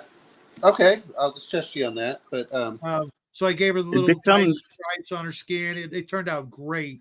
Of course, I gave it away like a dumbass, but I think it becomes way less intimidating painting a regiment of guys when you realize you can actually halve the amount that you need to do with a couple of clever unit fillers.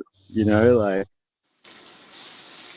Well, and you know the other part way less stressful. if you expected to have fun-looking miniatures, then that barrier of entry has been removed about being perfect all the time. Yeah. And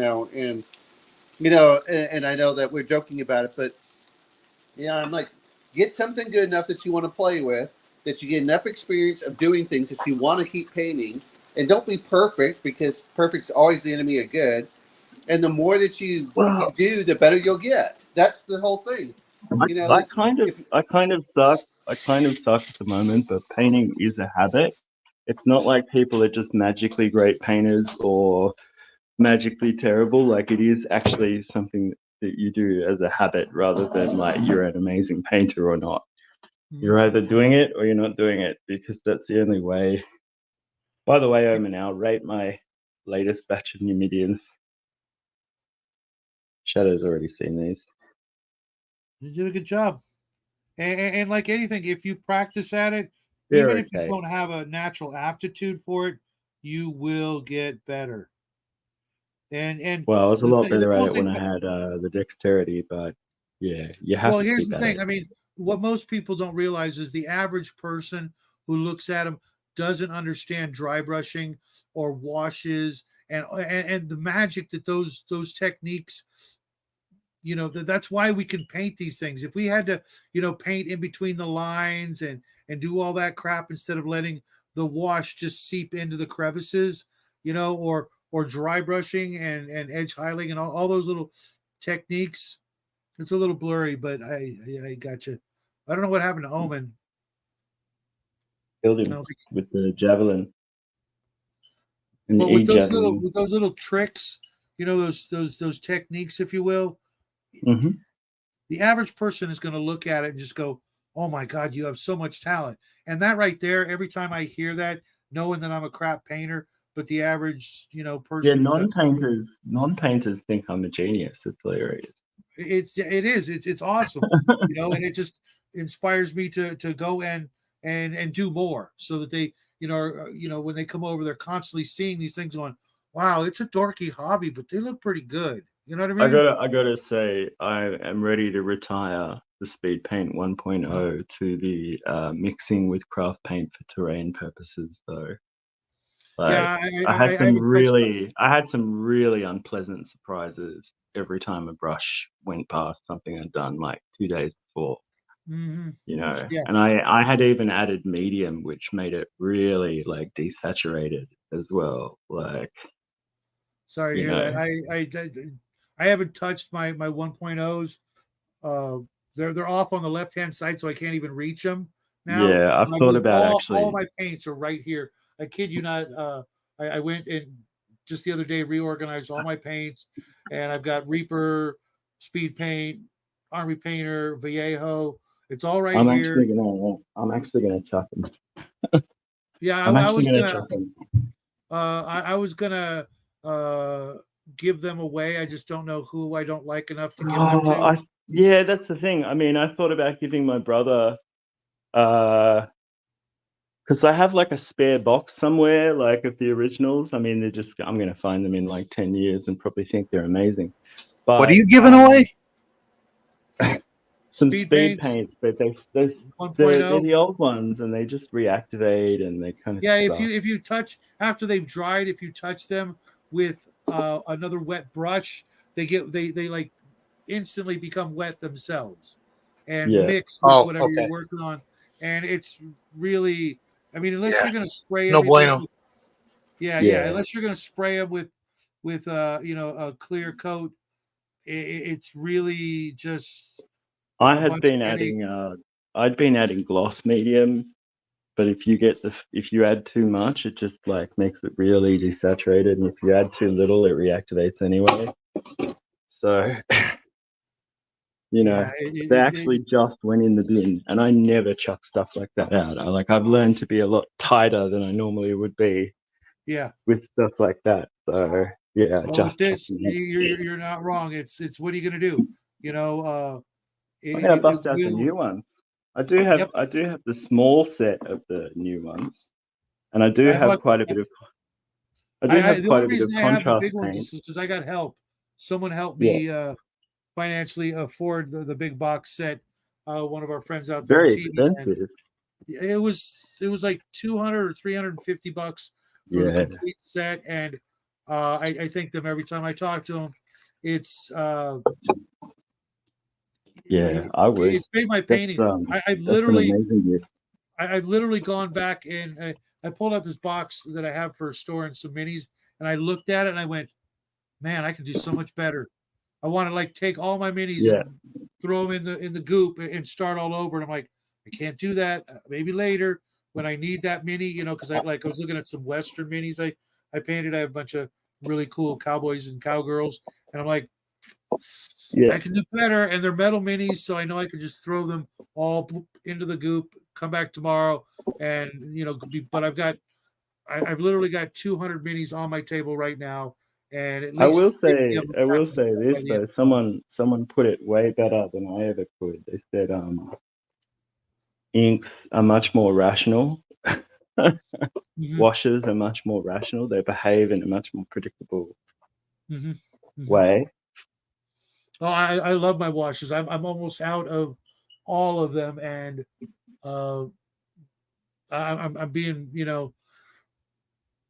I'm going through a lot of them right now. Everyone I know is raving about the AK interactive ones. I really want to try them. A thing like that though is, I would have to buy the whole set, whatever it is, buy them and then test them and decide whether or not I want to, stick with one or the other, because I've still got a complete set of the Reaper washes and I almost never use them, but I actually did buy one of them. Washes aren't speed paint in that they mix very well. You know what I mean? But at the same time, though, I've been able to use washes on my Speed Paint 2.0s without a problem, get the effect I want, and I'm like, oh, this is nice, when you want those really, because even in the Speed Paint set, sometimes the colors they give you are just, there's a whole bunch that I know are going to sit there forever. I keep going back to the ones I like certain colors like Shamrock Green and Blood Red and Sand Golem. I keep using them, and when you're objective about it, what are they really? They're a good base coating tool, right? It's a good. You're using it as a starting point anyway. Yep, and with the Zenithal, it makes it. They just have a better look than my regular army painters. Mind you, that's almost the bottom of the barrel when it comes to paints, the old army painter. But they work really good for dry brush paints because I can't do the same thing with Reaper, and dry brushing with speed paints. It's not going to happen. It's just, what's the point? So, and Viejos are only a step up, I'm finding, from army painter, unless it's because the ones I'm getting are so old. They've been at this hobby store for they're only marginally better. Most paint actually sucks and is way overpriced. Well, I've been picking up Reaper paints from this guy I know on eBay for about $2.30 a bottle. Yeah, Reaper are more transparent, but they're more matte and they're more consistent. I'm very happy with the ones I've picked up so far, and I've only got about.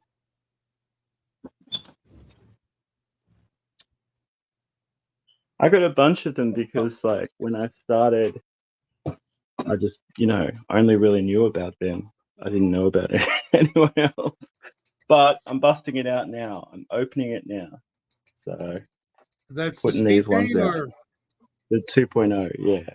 Oh, okay. So I'm gonna, because I've been sitting on it. Do you have Sand Golem? I'm telling you. I got Pallid Bone. No. Here, let me show you real quick what Sand Golem looks like. I'm gonna blow myself up here so you can see it really good. Yeah. Okay. It's the color of the horse. Okay. And I use it for so much. I could use it for wood. I could use it for cool dirt. Centaur. I like centaurs. I'm not a big fan of them, but I got 3 of them from the last Dungeons and Lasers set. so I figure I might as well do them. But that color, I just love that color for so many things. Different kinds of leather, different ground effects, trees. Look at all this dumb shit that they put in the box, like all this paperwork, stickers. You know like, what? You could have just given me 2 extra paints. You're not wrong there, but if you've never bought their products, I get it. But they should, one of these days they will have that option. What do I need stupid decals for? Like, is that stickers?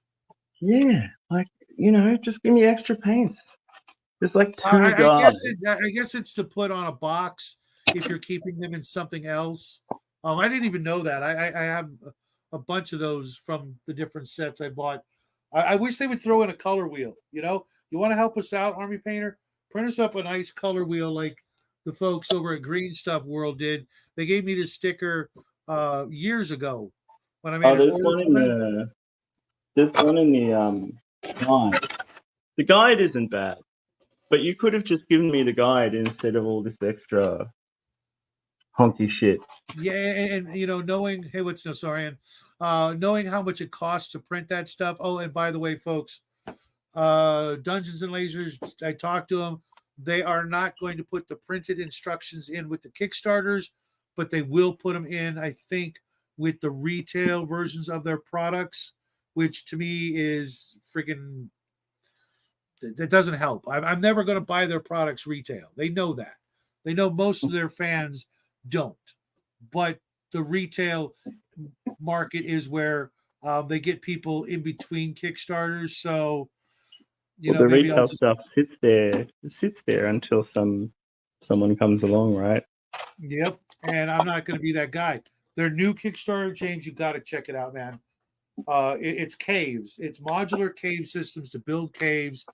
Oh my freaking gourd! They are just gorgeous. To make a 3D dungeon, no less. To make a 3D dungeon cave system that's modular and you can build it how you want with 9 different themed types of caves: spider cave, demon cave, an arena, a torture sort of chamber looking thing. One of the themes is called Belly of the Beast, where you're literally on the inside of some giant creature, like traveling around in a Tyranid spaceship or something, where you can see the organs and eyeballs and shit. Oh my god, it's so. Is that the blonde in the belly of the beast?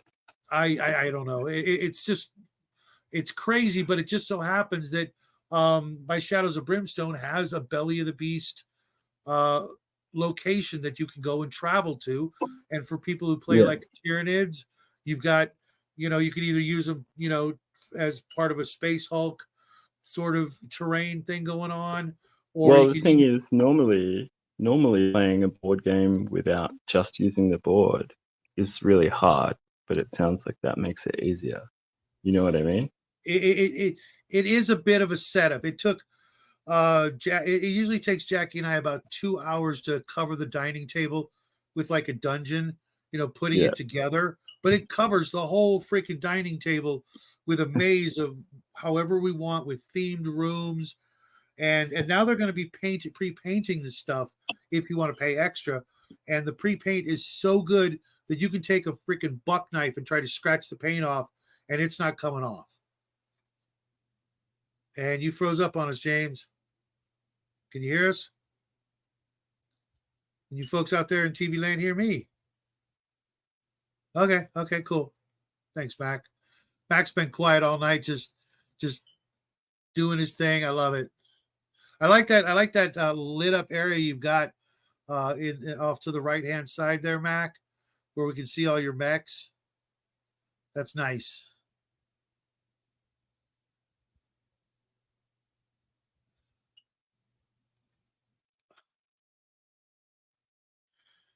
And I dig those. Is that a Reaper miniature? Paint case? And James popped out. Sorry, folks. So it's just me babbling away. No worries.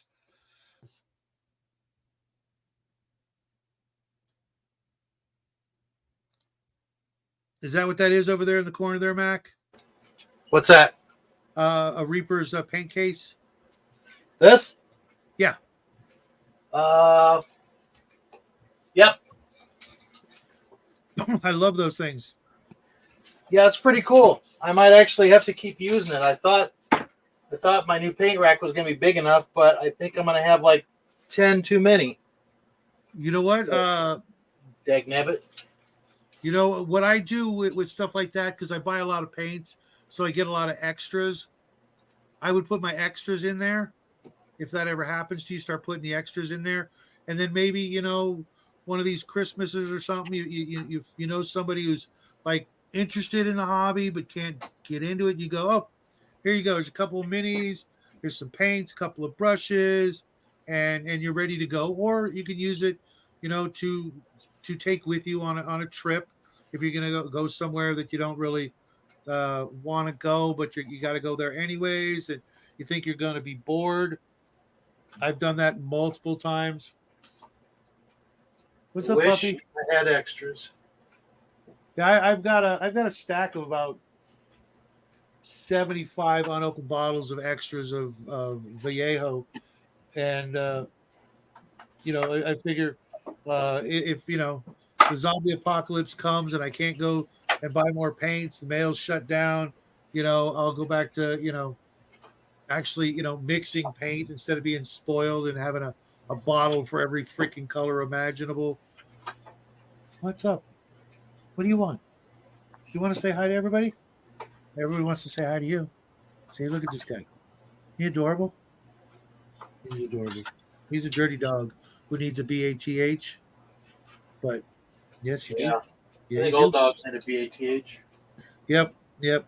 But he hates him. He hates him with a passion. He'd rather go a week without food than to have one. Oh, really? Not a week? 3 days. 2 days? Let me go without food, Daddy. Damn. I don't want to go without food. I love you, buddy. You're the goodest boy. But you need a haircut too. You do. You're dirty. You're a filthy bastard. You can't help it if my mom and dad weren't married. Now go. No worries, James. No worries. It's been one of those weeks for a lot of folks I know. I don't know where Raven is. I don't know what happened to Justin. Raven said something in chat a while ago. No, she's late by an hour if she don't hurry up. You know, Maybe she needs a link. no, actually, I sent it to her in Messenger. She's been having a rough week, but you know, she's always got tech issues. So Yeah. Well, you know, tech don't agree with the magical people too much. Just look at Dresden. Poor bastard. Yeah. Couldn't even own a car. yeah, I don't get that. That's weird to me. But yeah, I'm not a big fan of Dresden, but I did give it a try. The book? Yeah, the books. I read it up to book 4, I think. Well, I've listened to all of them up to Ghost Story, and then I read Ghost Story. I had all the audiobooks before that, and I really liked them a lot because the guy that was reading them is James Marster, Okay. same guy that played Spike in Buffy. No, I actually I know he is because I listened to a couple of the books the same way, and it was good. But the writer he just bummed me out with certain things, not doing the research, calling a certain thing an assault weapon. I'm like, oh, you're done. I'm done. Oh yeah, I mean you'll have that. You know, there's a Cthulhu author, a contemporary Cthulhu author. What's his name? Byron Kraft. Really good. He writes stuff back in like the 20s and the 30s. Gumshoe meets Cthulhu. Great work. And he's a great writer. He's really done his research. I can read his books, and I totally feel like I'm in an old black and white 30s pulp, you know, PI movie or something. That's The cool. only thing is, he always calls his 45 an automatic, which is not correct. and he always says clip instead of magazine, and it just grates my nerves because it's not a clip. A clip is the little metal barrette thing that goes into a rifle, like in World War II. the broom handle Mauser. Yeah. So you know, Schnellführer, which actually did have a magazine. Right, and they do kind of look like clips, but they are not the thing that you slam into the bottom of a semi-automatic pistol. It's totally different. And if you went to all the trouble to research the entire 20s and 30s and Cthulhu and Mythos and everything else, and he missed that, that just bugs me. But other than that, they're great books. I recommend them to anybody. Yeah, he's a big fan of Zelazny, or so I hear, you know, from folks, and you know, that's cool, because there aren't enough people out there that have read those books.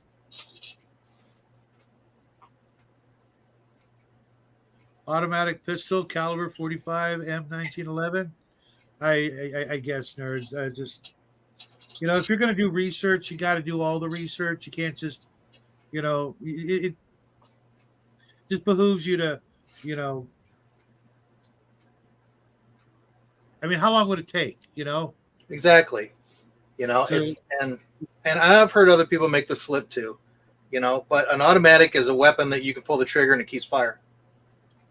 Semi-automatic, you know, is it's gas powered, you know, like my semi-auto. Nerds is saying that it literally was named an automatic pistol.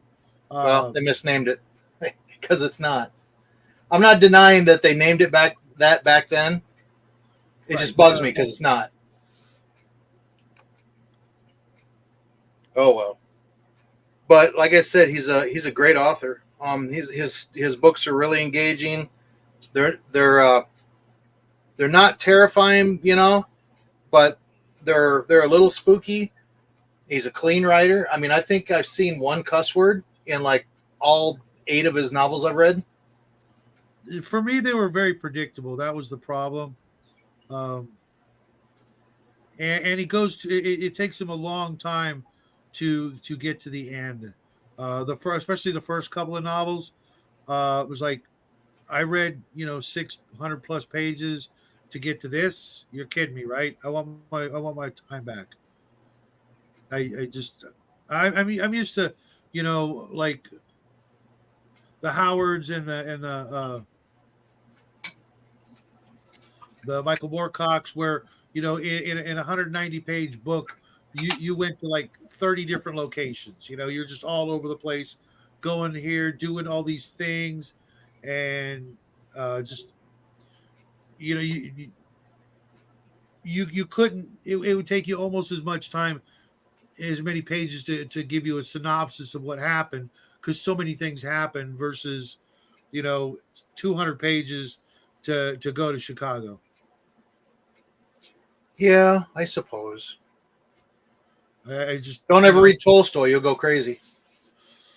Yeah, thanks for that. I don't think that's going to be on my stack of books for a while. I've got so many. I just picked up another module today. The next one I'm reading, and it turns out it's like 100 freaking pages. I thought I was going to be able to, you know, whip through it in a day and a half, but there ain't no way I'm going to get through that one by Saturday.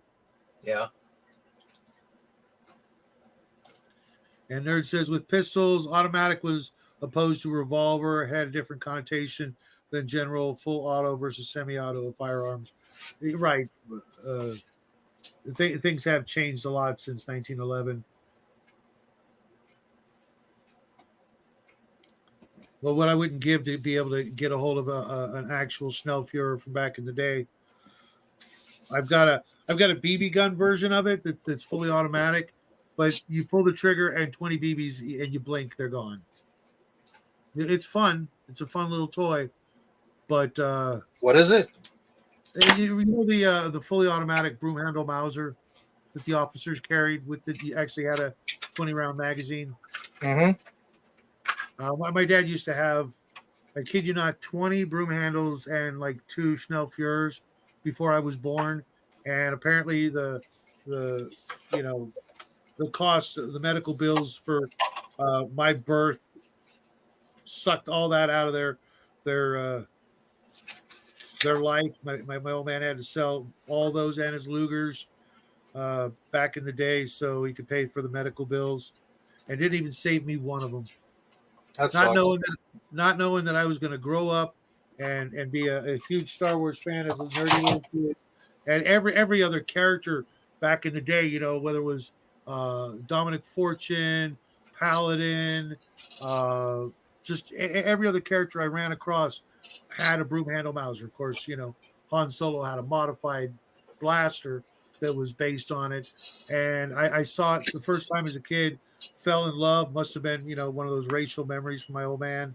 And he's like, he waited until I was like much older before he showed me the pictures of his collection. I'm like, you didn't save me one.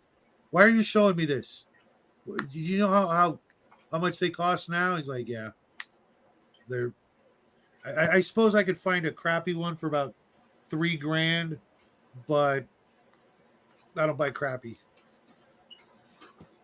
Well, that's not very cool. Yeah.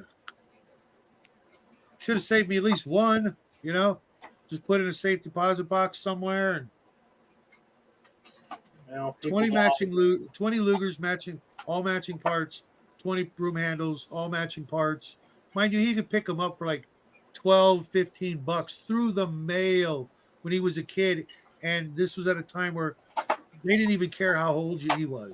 He was like 15 to 18, buying them through the mail, you know, with the money that he made from, you know, some side job or another that he had, you know, and his parents had no clue that he was getting, you know, essentially like a pistol a week or something, you know. Can you imagine that?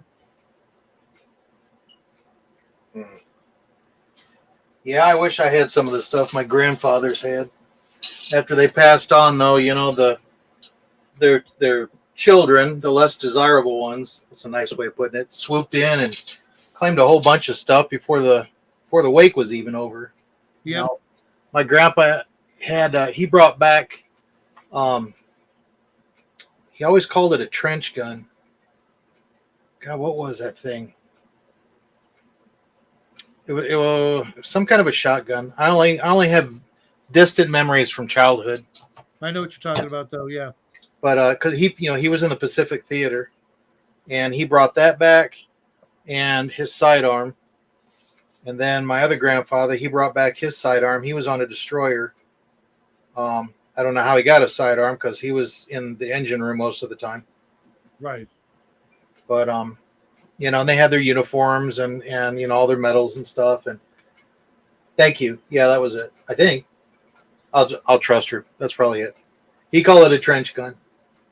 Wicked looking beast. But yeah, nobody knows where it is. It's all gone. I've got his pocket knife. That's what I ended up with. Wow. You know what though? That's probably got more memories attached to it than all the other stuff. You know, if it was literally his pocket knife like mine, it's in my pocket every day, and every day I use it for something. You know. Yeah, I think my dad said he actually had it on him in the war, and I remember him using it when I was a little kid. You know, so I've got that, and then I've got my other grandpa. He's got an eagle plaque that he always kept on the wall in his living room. I remember it from my childhood. I got that from him. He was very, very patriotic. Right. Yeah. I remember hearing that too. The Germans thought that was an unfair weapon and would. Oh, did the little mustard gas guys throw a fit over it? Fuck them. No, a little late for that now, but I get your sentiment. Because they all dead. Yeah. Speaking of, where's Justin? Justin, what the hell? Why aren't you here? You say dead and you think of Justin? No, I thought of mustard gas and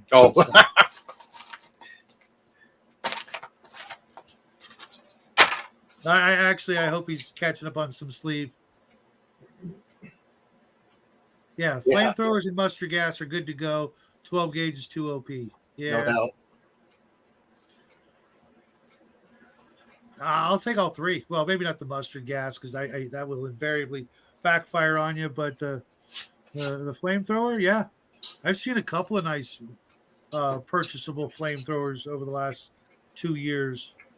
Not here in California, mind you, but when I move, there's definitely one on my shopping list just for shits and giggles. 4th of July kind of thing. Oh, you got fireworks that need to lighten up? That'll do you. Yeah, I think a Zippo might work a little more safely. I know that. I mean, if you got the firebug itch, you can always get a can of Aquanet and a lighter. Yeah. Hey, Work for what's Buffy. up? Mustard gas is easy. Eat Taco Bell. Again, another Justin reference. And I don't know if that's mustard gas or if that's just, is that more like CS or mace or something? Methane. Isn't that how the Brits say it? Methane. Yeah. Yeah, it appears I'm out of room. So I guess my black case is going to end up being my case for all my flesh tones and my browns. That works. Yeah, because I still have, I still got 14 more bottles of paint coming, and most of them are browns and flesh tones. So, hey, I've got, I want some advice. I've got pure red, blood red, and I don't even know if this is any good. We'll find out. And ruby. Mm-hmm. It's a bit metallic. What other red should I get? Okay, show me the reds again. Are they craft paint or are they? Can you see them? Let me blow you up. I can see the Army Painter. Okay. Well, this one is Army Painter, Yeah. pure red, and this one says blood red, and I think it's Vallejo. I think. Or Reaper. No, this one's Reaper. So Reaper blood red and Army pure red. And then probably crappy deco art ruby. Metallic. Okay, you know what, that ruby is actually you'll get a lot of fun uses out of that when you want to do like magic armor Yeah, that's what I was thinking. Shiny stuff. To be honest, pure and what's the other one? Blood red. Do you have a good red wash? No. Okay. I would pick up a bottle of Army Painter red wash, and depending on what you're trying to get out of the red, you could just add, another color to it. I mean, most of us are too lazy to mix anymore. I find it's amazing. If you just had 10 bottles of paint, you'd be amazed what you could still get out of it if you will, mix your paints. But the problem with mixing is you invariably make too much. But I found the solution to that a long time ago. Here, let me show you. I'll blow myself up now. Well, James suggests some dark red Vallejo primer. So Okay, check it out. This is a typical Vallejo bottle, and this right here, that's a crack pipe. No, it's one of those bottles that you get from the hardware store when they want you to test your water and then send in a sample of it. Okay. You ever see those test kits? It's just this. Yeah, I know what you're talking about. I think I got something similar for my pool. Well, I when they were doing that, I would grab like 2 every time I walked by, until I got about 20 of these because nobody was doing it. It's like it's just a scam to get you to have a salesman come in and sell you a water softener for your house. But I picked up 20 of these, and anytime I mix too much paint, I'll just scoop it up and put it in one of these, and now I have a little container of this color that at one point I don't even know what it was, but it's got a place to write the, I could have wrote what color I called it or what I mixed it from.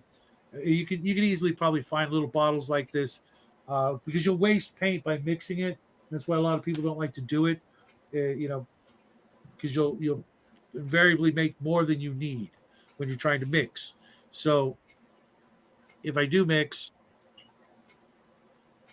here comes James again. What's happening? There he is. Hey, I didn't want to eat noodles on stream. So. I've seen just about everybody eat something on camera. It's you know, I don't Yeah, the mind if noodles. people. Noodles is a big one. Like noodles is like they're flying all over the place. You know. I've seen Hunger do it many a time. I figure if you just turn the sound off, that's all I ask. In case Max shows up, and Sure.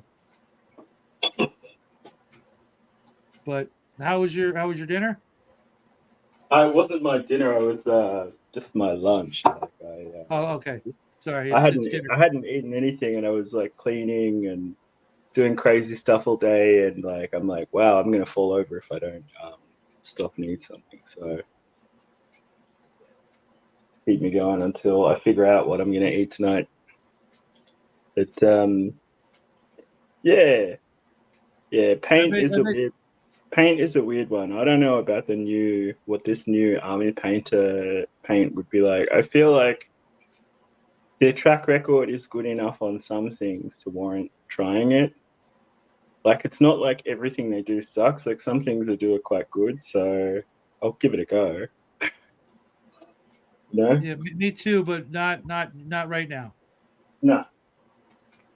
I spent too much on the speed paint set, and while I love it, it's made such a difference on the way I paint. But it's I'm only giving them half the credit because the Zenithal makes a huge difference on a couple of different levels.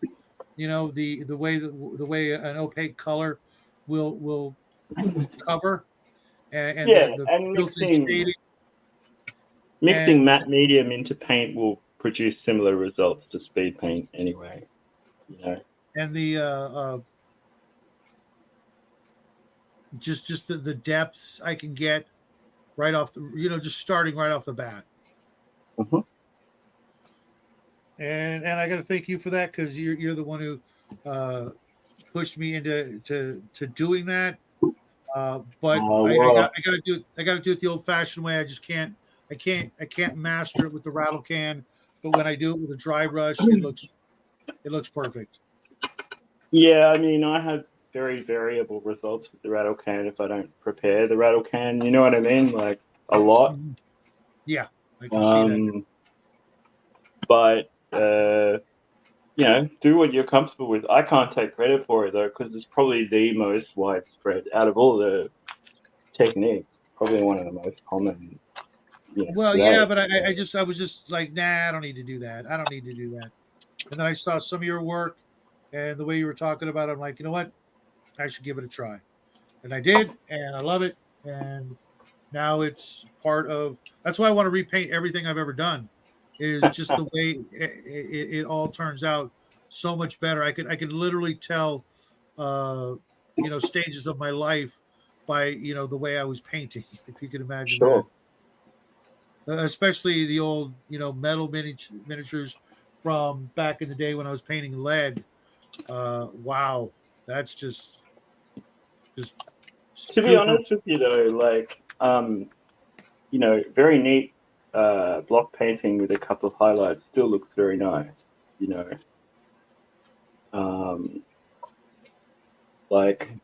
I am trying not to use speed paint for everything. Actually go back to just using it as a base coating tool rather than doing every little detail with it.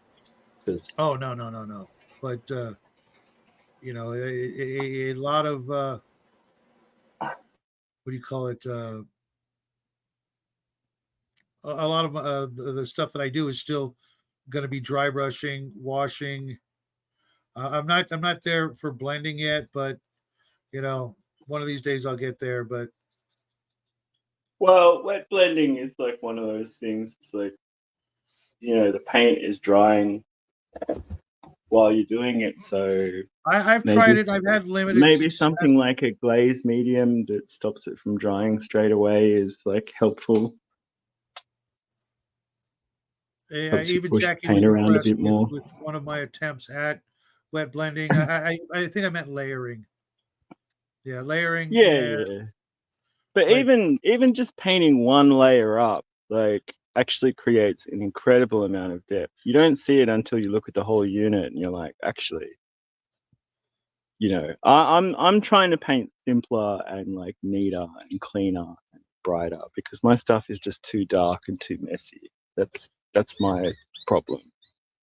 well, some things really should be like that, though. Yeah, Like, for example, like bugbears or gnolls. They should not be clean. Ogres. That's another one. Ogres should absolutely be as dark and grungy as possible. Let me show you one I just did.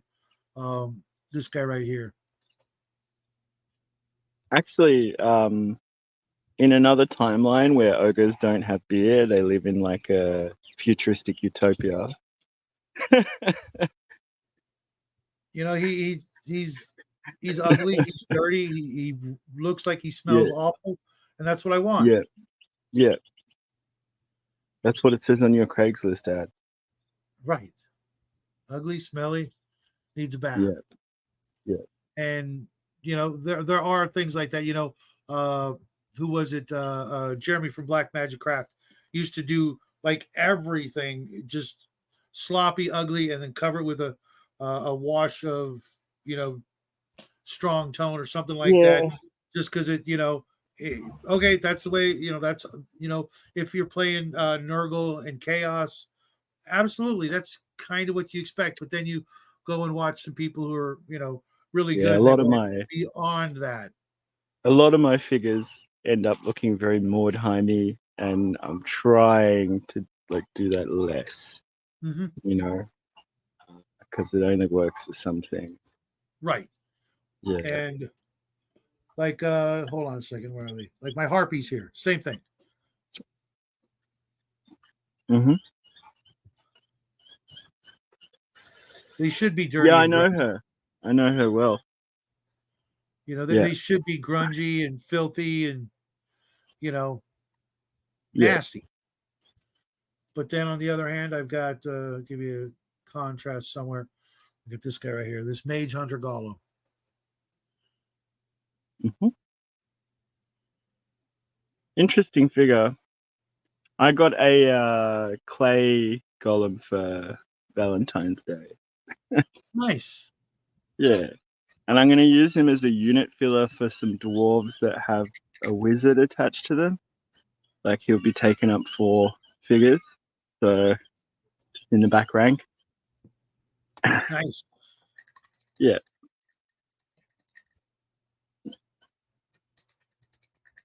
I like golems. And that way I only have to paint 15 dwarves and a wizard as opposed to like 20 dwarves and a wizard.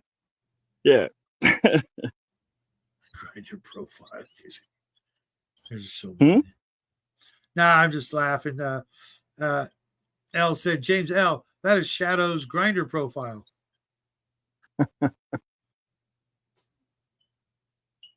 Yeah. Okay, that pig is way too pink. That's Uber, but for personal times.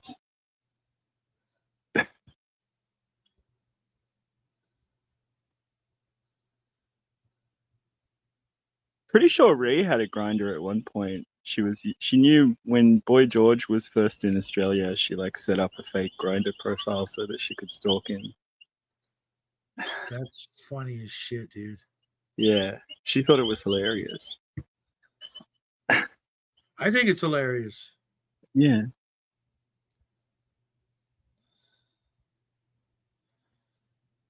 I mean, it's not going to go anywhere, so there's nothing to worry about. No, of course not. But she was it's funny, if you're into someone like that, musically or whatever, Yeah. Yeah. Okay, now this pig looks really, really wrong. I painted this pig that this harpy is like trying to pick up or something on the ground. And I painted a little too pink. I thought I watered it down and mixed some white in there. And I couldn't wait to put the wash on it. So I started hitting it with the wash, and the wash is eating through the pink and making the white show up. So now it looks like the the pig is all like pussy, it's like it's just really, it's a dead pig, but it's just got this really gross look to it now. And I think I like it. It's like, yeah, I meant to do that. He's all bloated and rotten. Stop talking about dead pigs. You're making me hungry. Oh, you know what? All I've been doing all week is like power snacking, like just like powering through like large amounts of food that I would not normally eat. Really? I don't know That's what's the exact going on. opposite of what I'm doing. I actually fried up 3 pounds of bacon earlier today. Let it slow cook on the stove for about half an hour. The whole house smells like bacon. It's wonderful. You're killing me, man. Today I decided, after finding out a little bit more about the church, I'm giving up bacon for Lent because it was either that, chocolate, or cigarettes. And well, I only eat bacon like a cup, 5 days a week, but I smoke 6 packs a week. And chocolate, let's just say I mean, so smoking is the hardest one of all. It really is. Oh yeah, bacon, piece of cake. I'll just make extra sausage. But normally I like fast. I just eat a little bit of fruit or nut. Like I'm pretty healthy. But the last week, all I've been like is like chips, biscuits, whatever comes my way, just in like commercial quantities. Yeah. I got to do something because I don't get enough exercise. So I either, really. Kitchen, like Bo says, it starts in the kitchen. Okay, well, I'm gonna go for a walk this evening actually, because I'm halfway to cleaning up my studio. It's a bit tidier now. Tidy enough to mess it up again anyway. Do some more Romans. I know it sounds like I've been doing Romans forever, and the fact is I've just screwed up so many along the way trying different things. You get so many in a starter set that you can kind of get away with that. That's you know what that's gonna happen. I mean, like today, I threw a miniature this frog demon thing I've got, this winged frog. I threw it back in the goop, Yeah. And you can do the same thing, you can do the same thing with plastic. I need to get some of that because I usually just chuck them after because normally what I do is like I do up a whole bunch and then I'm like, if something goes wrong, I usually just keep going and trying different techniques that I've been meaning to try all over them, like until like I've tried everything, like that I've been meaning to try. So I've churned through probably about 30 or 40 of them just screwing around, but I've learned so much in that space of time. It's kind of been worth it. Yep. They're and cheap, it beats enough. Having to go buy like green army men. I've heard so many people, just buy some green army men. That don't work. It doesn't work.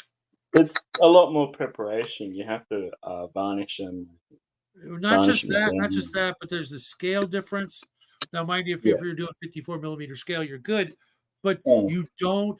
There's this thing, if you don't invest in it, if you don't pay for it, like good money, you won't be as careful. And it's forced me to.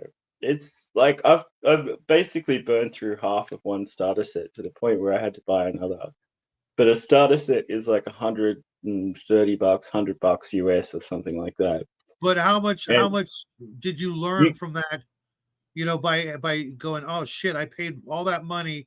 A fair bit. But I also still have some extra parts left over and bits and pieces. And then the actual thing itself comes with well over 100 miniatures. You know what I mean? It's less than $1 per miniature. So, but it's like when you get something for free, you don't treat it as well as if you had to pay for it. It's the same with learning this skill. If you have to shell out, the next time you paint one of those minis, you're going to be like, I better be careful. I better pay attention to what I'm doing. Can't just slop through it, and that will teach you to be better because you paid for it. Now, getting some LA's awesome. It won't damage the miniatures. You just have to be careful on how many miniatures you put in a glass jar. If you want to do one at a time, just make sure that the weight of the miniatures, they're not all stacked on each other. I literally used to fill a jar with as many miniatures as I could shove in the jar. Mind you, they were lead, so they would give a little and they wouldn't get ruined.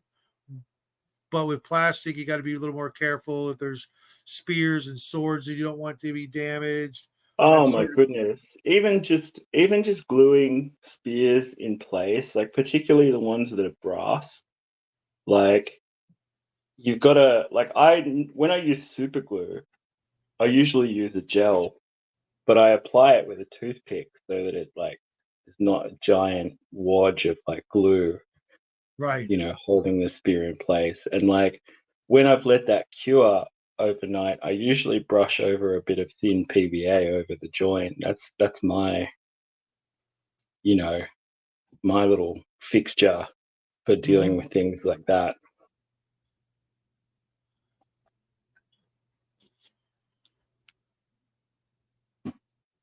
See, and yeah, I've learned to be way more careful.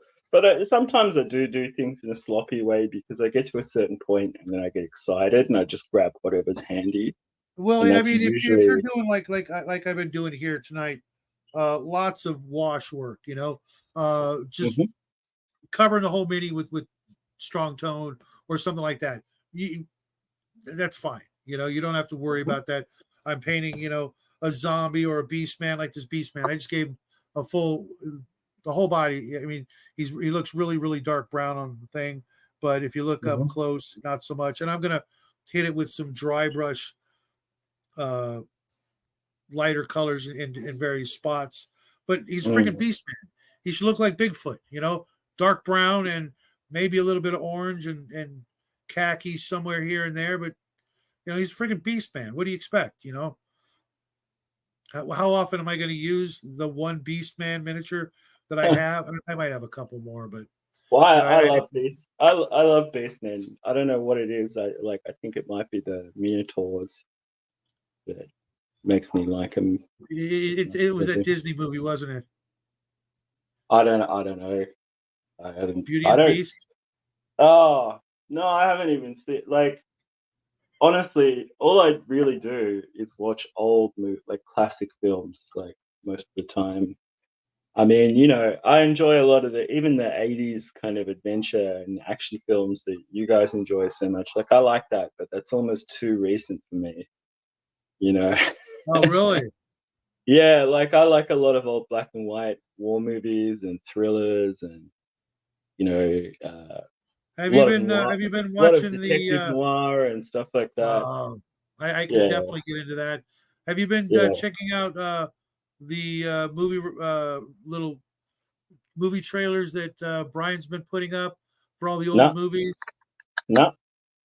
He's been putting up a lot of really great old war movie trailers. That he just as hey, check this out. You might get you might But one of the films that he recommended, The Cruel Seed, I've been meaning to watch that for a while because from what I could tell, it's really good. It's like a patrol boat theme. Oh, really? Centered around, the North Atlantic, the British and these little PT boats and jerry-rigged kind of merchant liners that have been, modified and stuff against little U-boats. Oh my God! Can you hear that? That's Jackie singing. Hilarious. Oh well, at least he's had a shower today.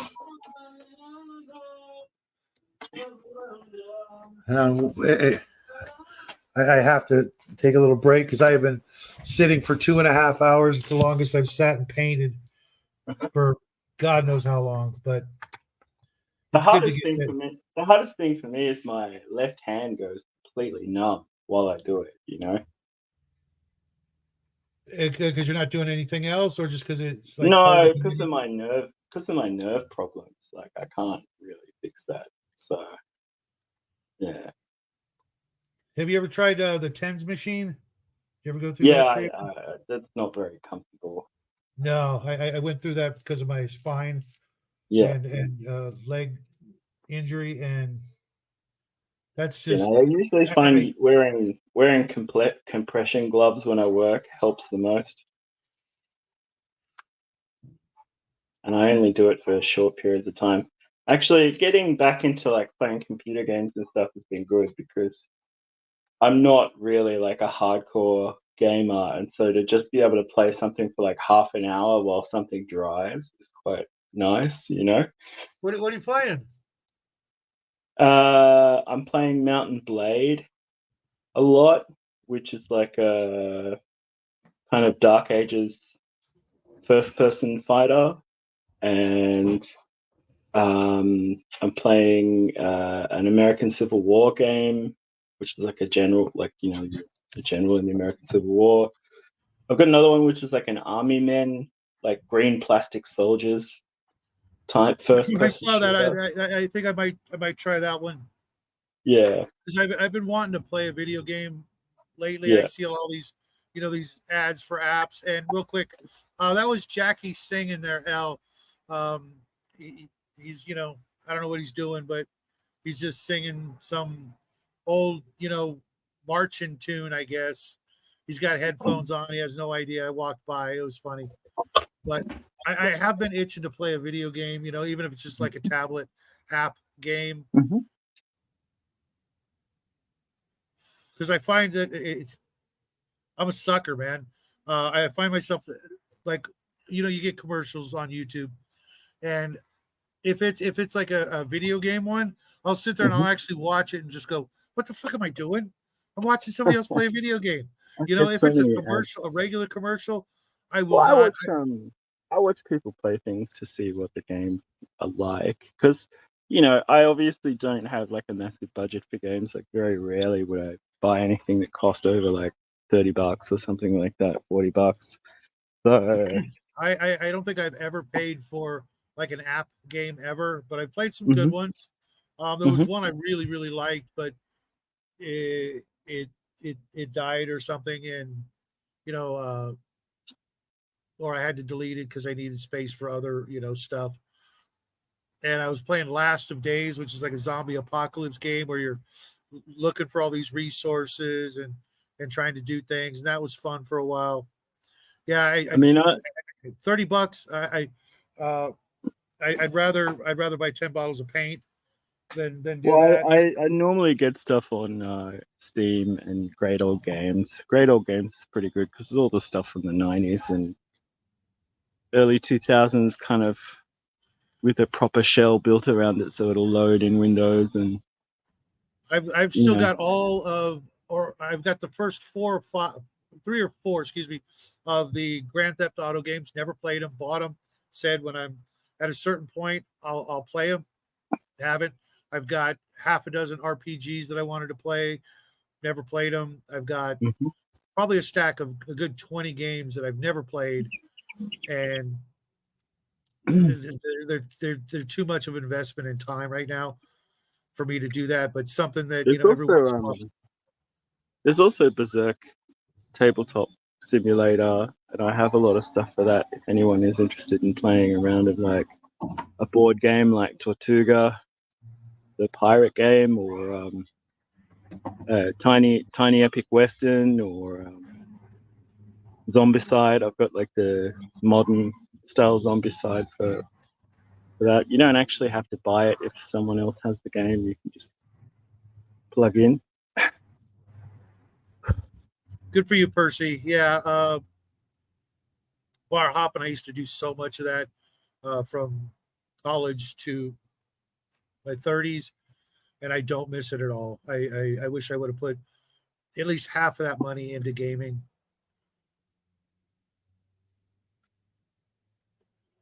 But no. And you mentioned Zombicide. Every time I hear that word, it's like I've got 250 Western minis from the Zombicide Kickstarter. I didn't paint one of them yet. I managed to get through all the Iron Maiden Eddies. That was a lot of fun. And then I boxed them up and put them away because God knows when I'm going to actually get to play Zombicide. And throwing in Eddie, Well, there's only a couple of the Eddies I think I could throw into a Western setting. well, I think the real appeal of things like that is sometimes you know that they're either the game is above your pay grade and it's way too complex and you just think this is not fun, or it's aimed at kids and you think, oh, I might play it a couple of times and then get bored of it. It's all about the minis, and that's a pretty good collection. April's coming, and I'm going to be pretty good collection of Weird West minis in those boxes. And that's what I keep telling myself. April's coming. I'm going to be reviewing all the old Boot Hill games, so I might as well be painting some Cowboys while I'm doing it. Mm-hmm. So, unfortunately, there's the Kickstarter came in a whole bunch of boxes, so I can just go. I'm just going to paint the base box, or I'm just going to paint. See, I bought that Zombicide, the Wild West one, and I got one of the expansions, the Guns and Gears one. Mm-hmm. It's rare for me to buy expansions, but sometimes I'll go as far as one or two if I think it's really worth it. And I just look at it and go, maybe playing it would be a hassle, but I definitely know I'm going to get some use out of the minis in like pulp games. I was actually kind of thinking, I still haven't done a proper Horse, Foot and Guns game because I don't think English Civil War counts. I think it's still kind of in the Renaissance era. So I was actually thinking about doing Cowboys next anyway. Because it is a project you can do where you can literally buy one box of guys and buy some nice terrain and like you're done, you know. Like I'm probably going to drop those metal Western minis I was looking at today. Drop them in the goop and have them ready for April. Because there's some really cute cowgirls. And I'm not a huge. I'm probably more pirates than cowboys. If they did zombies, I would be like all over it. But I did pick up, I'm thinking about doing cowboys just because it is something you can do. I've got almost all the Reaper minis, pirate minis. Oh, they're great. They're great. Oh, they are. They're so good. Up a couple of a really nice. I love the orc. I love the orc with the do-rag on his head and the pistol and the cutlass. Mm-hmm. I saw that one. I didn't get that one, but yeah. I've got an encounter planned for my gaming group. That's you know, even if I don't use minis in my D&D game online, I will have them ready so I can, show them, a representation of the character or NPC that they're dealing with. I like that idea, but I'm probably going to drop a whole bunch of minis in the goop. I was just so disappointed with some of the things I painted just last year. I'm like, I can do so much better now. It's all about learning. It's all about learning what works and what doesn't work. I mean, sometimes I watch a couple of processes online and then I try it and it just doesn't work for me. Like I just don't like the result, Hey, Grandma, you want me to pop you the link? You can come on in. You're feeling better.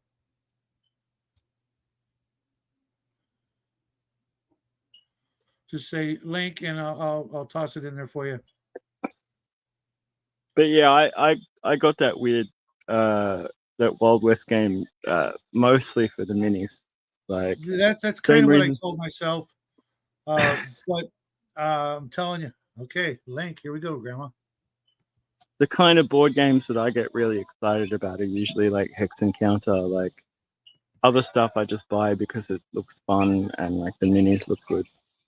And there's Raven. Welcome to the show, Raven. Hi. Hello. How are you doing? Not going on. Okay. Good afternoon. Hey, Raven. When the show is over, Jackie wanted to talk to you, so don't go anywhere. Okay. And speaking of Jackie, he just popped in. Hello. All right. Sport. I'm doing bad. I have to do homework. I'm sorry to hear that. Well, Yeah, homework is cringe. It is. It really is. I wish I had less of it. I think everybody here can agree with that, but you know. Captain Jack, how are you? Good. Well, other than the homework. Other than the See, homework. Apple? No, I'm only gonna be here for like a bit because I gotta go back downstairs. I just wanted to know what was going on. We're just doing the thing, and here's Grandma popping in to say hi. Grandma, how you doing? I don't know. I don't know if Hanging in any there. of you. Hold on a I second. don't know if any of you were high achievers in school, but I think the most painful realization, works. one that came too late, was like, Oh, it's not doing what I want it to do. Hold on.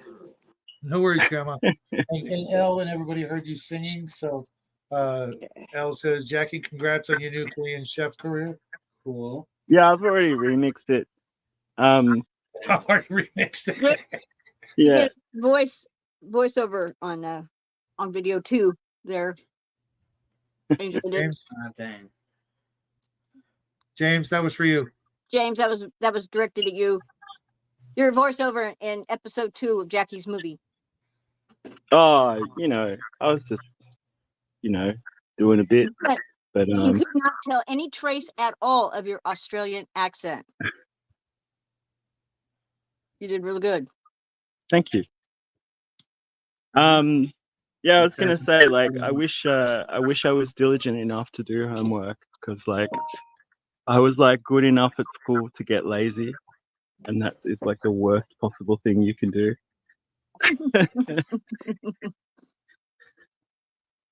It's like pretty soon all the dumb kids are like way ahead of you, and you're like, now I'm a dumb kid. Shit. Tell me that it wasn't worth it, Jack. Look at my mixer. So, how is everybody? We're doing great. Yeah. All right. Love you, sport. Love you too. I put googly eyes on my paint mixer. Mhm. Makes it all worthwhile. I have to show you guys a picture. I got the big one, the big old googly eyes, and it just looks like a big old happy paint mixer just waiting to mix up my paints. Cool. I actually stole the idea from Ninjon. You ever watch him, James? I have. I'm suspicious of other millennials. I don't associate with them generally. I like him. I like his honesty, and I'm really happy for his success. He's he's living the dream, doing what he wants, and not beholden to GW entirely. But I mean, that's the thing, is like I do follow a lot of those guys who are kind of still in the sphere, and like I just don't actually end up watching a lot of their content because they're kind of obligated to do it to drive. You know what I mean? Like it's like weird. Like they probably are passionate about all kinds of stuff that they probably don't get to give a lot of airtime or even work time because of GW's like stranglehold on everything. Oh, because they're just doing only the one thing. Well, this game is so, but like Warhammer is so popular, like just in terms of like people listening to the lore and stuff, and you're on YouTube, that people make a living just talking about the lore, you know, like alone. Yeah, I'm more like the channel of obscure stuff and randomness. Well, I just like people who play a variety of games. I would hate to be stuck just doing historicals, but at the same time, I don't want to play fantasy and sci-fi games all the time either. Like, right. And yeah, unfortunately, I don't get out. There is an historical gaming society here in town. I just my schedule. Did you say a historical dating society? No, gaming. Oh, I was gonna say that's a really funny idea. No, there Could you is a imagine? It's like group they organize a speed like, date. They organize speed dates, and you all show up in tricorns and like bodices, and you know. They probably do speed gaming though. Yeah. Huzzah! Good motto, madam. How many carts of apples do you produce a year? Yes. Hey man, don't laugh. I mean, one day I was in a punchy mood, so I decided to speak in basically Shakespearean English, was Yeah. on top of my head. I've been reading stuff. Yeah. So, you know, I'm at a high school. I say good morning the Shakespearean way. What would I say? I said something like good morning, lady, or something like, and and it wasn't that different from modern English. And I had high school teachers just looking at me stupid. Yeah, Well, it was good morn, good woman or something like that. So I was talking to a female. Good day, good And lady. yeah, they just looked at me stupid. And they were like, what language is that? And I went, oh my God. did you understand the good part? Did you understand the Most more people part? don't even have a good grasp of modern English. No, You know what I they mean? didn't Like- understand. They didn't understand what morn meant. I said it meant like morning. And they're like, oh, is that like some kind of new slang? I'm like, no, it's like Shakespeare type talk. Hell truly is other You know people. that thing they teach at high school level in English class? Yeah.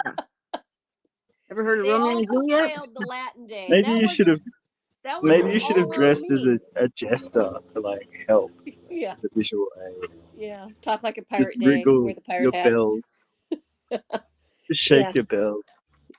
Well, we had a day where a lot of the people I work with, it is assumed we're not educated. It is the opposite. Many of us are educated. Some are very well educated. Just their degrees are no good in the United States. So it is quite possible that the blue collar employee actually has a physics degree or a medical doctorate's degree. It's just they're no good here. And they're 40 and they're not going to start over. They got kids to put to college. So they're putting their kids through college.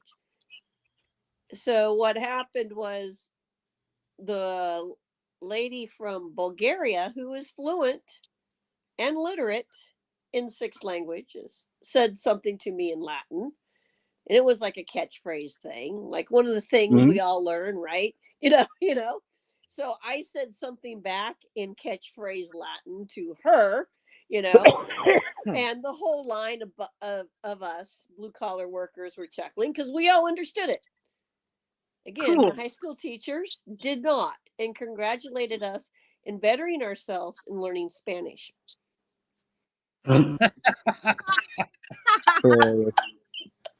Oh, Hilarious. You see why I weep? I weep.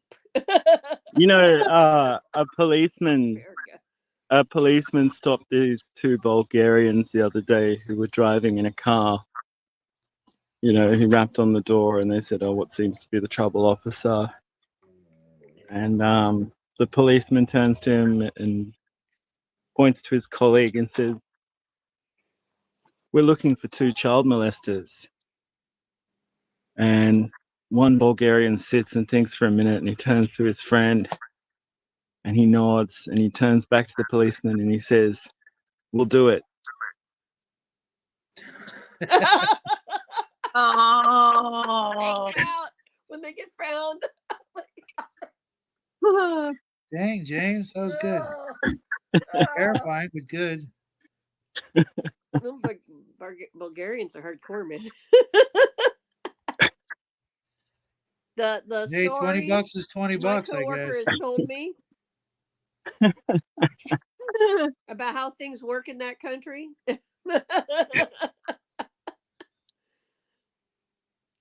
The Russians It's are pretty mellow. lowbrow. I apologize in advance. Yeah. You can cancel me at the following address. Yeah. Yeah, that's not going to happen because It was a joke. She's really I have educated. never been to Bulgaria. So it was, so we've had these conversations over the years. I like it one time when one of the teachers was having a meltdown with me. This was at an elementary school, and they were just screaming, "I have a degree," and I pointed at all the other people. Oh, well, and I said, "Well, so do they." you know, I have a soldering certificate. I mean, it's not quite a degree. I have a certificate that says I don't necessarily need to burn my eye out with a soldering iron. Well, That's my qualification. Yeah. but it was kind of hilarious because they stopped. They go, "What do you mean?" I go, "Well, okay, see that guy down there with there was a guy who always wore an engineering hat, and they're like, Mhm. yeah, little train engineering hat, right?" I go, Yeah. "Well, UC Davis gives those away when you get your degree in the engineering department. He has an engineering degree." And she's like, "What?" And I go, "And see I mean, maybe the it's a person standing generational. next to them has a bachelor's degree in business, and they're retired, and because they've already made all their money, honey." And Maybe it's a generational thing as well, because like, just a few generations ago, it was a big deal to go to university. well, there Then was it that. became kind of expected, and now it's kind of cycling to a place of like a lot of people are kind of choosing trade schools Well, or it's overpriced like in New York. more vocationally oriented training, because like they just want to cut out a lot of bullshit, right? Yeah, Like, right. Well, yeah, that's it.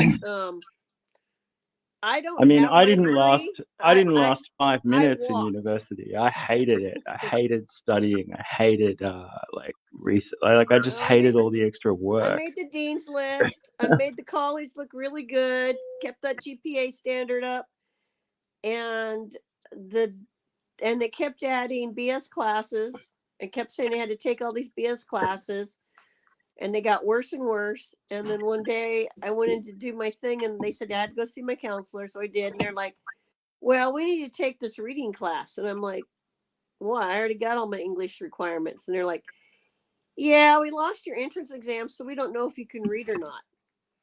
Uh, Oh, the After hell. I'd already taken like all kinds of hard stuff that requires lots of, we have to be able to read. Okay. Yeah. If you don't read, you can't comprehend it.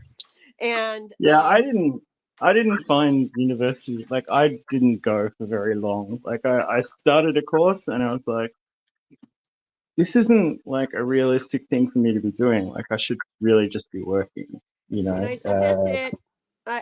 I'm leaving this college. I'm done." And I tried to figure out how to go to a different school that was local, another university here, but I couldn't figure out how to financially swing it, and I didn't want to go Yeah. into debt. See, I had Yeah. managed to pay all my college without going into debt. I was in debt for my house, and I had medical bills for my husband and my kid and all this other stuff I was doing, and I wasn't willing to add an extra debt It's at that point. it is expensive to get an education, so you sort of hope it's something that you're enthusiastic about. I just Well, felt I enjoyed I just anthropology. started It was it cool. because I started it because everyone was telling me, "Oh, you should try it. You should go to university." And I was just like, "Oh man, like I'm already feel too old."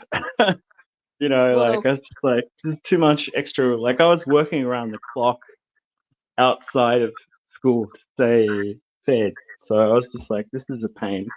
well, if I went back, it would be probably I'd go into mathematics. I just completely switch anyway because they're gonna make me retake everything. We don't Yeah. know if you know how to write a paper anymore. We don't know if you know how to push I the just computer don't have the button. kind of discipline or rigor. Like I respect people who have the kind of discipline to do that, but if I'm really interested in something, I don't want to spoil it by like writing a paper on it. You know, I'd rather just watch a documentary or read a book, or like I feel like like even by virtue of being a slightly older student, like some of the people I was in class with had just come out of high school, and they would do things like tell on you if you hadn't done the reading, like if they were still in school. Like I was just like, what? Well, Really? well, I was just like, guys, like this is really lame. Don't do well, this. no, yeah, there's a lot of kids. Yeah, Yeah, there's that. There's the age difference where you're like, you guys are silly, because yeah, I was working and raising a family, so I was not on the fast track to get my degree, but I yeah. was still managing to pull dean's list and all this stuff, and so I could see that there was a definite maturity level difference between me and the people I was going to college with. That was huge. It was massive. I mean, Um, I've known a lot of people involved in academia, and like Yeah, like all intelligent people, but they have to be like, they don't just sit around like they're expected to publish. Right. Like It's publish they're or under die. they're Publish or under die. pressure to actually produce work all the time. So Right. like So they produce crap. sometimes, yeah. Yeah, a lot of times. That's how we get really dumb Yeah. thesis papers that turn into books. Yeah. I Then mean, you have not to in. read. I mean, I had friends who were more involved in mathematics, so it was like a bit more cut and dried, you know. Mathematics better. Yeah, I mean, I personally have no Hard head for science. math. I have like no head for it at all. But like these guys were really good. Well, I just know because I think about it every now and then, and I'm like, yeah, but my job and stuff, it's just It was my not weakest. conductive to school. But It was my weakest subject. But one year I had a really good teacher and I did okay in it. But like, it was always my weakest subject. Was maths. no, the best math teacher I ever had was at that college, but he was from Russia. It was awesome. But most of the other professors and stuff, they were all diehard socialists of some sort. And you know, The funny thing is that like hopefully they'll you get their notice that, wish and die hard. you notice that people in the US like they always when they follow an ideology, it's always like the most extreme version. Like that's where I met the zero population people. Decided they were all insane, but apparently they're making policy now in the United States. So okay. yeah, of course. I mean, you know, yeah, I tend to agree with like a lot of that kind of broadly kind of Christian libertarian concerns about the like authoritarian possibilities of the future, but I also try not to like engage in like fear porn. You know what I mean? Like, because it's not healthy. Yeah, but then I talk to people and see I still talk to people, and so they tell me what their current agendas and plans are, and so then I'm like, yeah, so you read Brave New World in 1984 and thought, good idea. Yeah, but I mean, yeah, they did. They really did. Where the rest of us thought, bad idea. But I mean, H.G. Wells is like a great example of someone who, oh yeah, the medium becomes the message because like he was actually kind of sympathetic to that kind of global view of the world, you know. Yeah, he was until he ended up in the Spanish Civil War and found out Oh, that's how it Orwell. really works. That's Orwell, and yeah. Oh, that was Orwell. That's right. Orwell was the one. I mean, he ended up being. But yeah, one of them found that out really well. He ended up hating the communists so much that he became an informant against them. You know, because his side got pushed underneath the bus. But the whole Spanish situation was like a weird coalition versus weird It was like it was bizarre. A lot of unusual fault lines in the culture of continental Spain that had like come to the fore. Well, they had, you know. Oh yeah.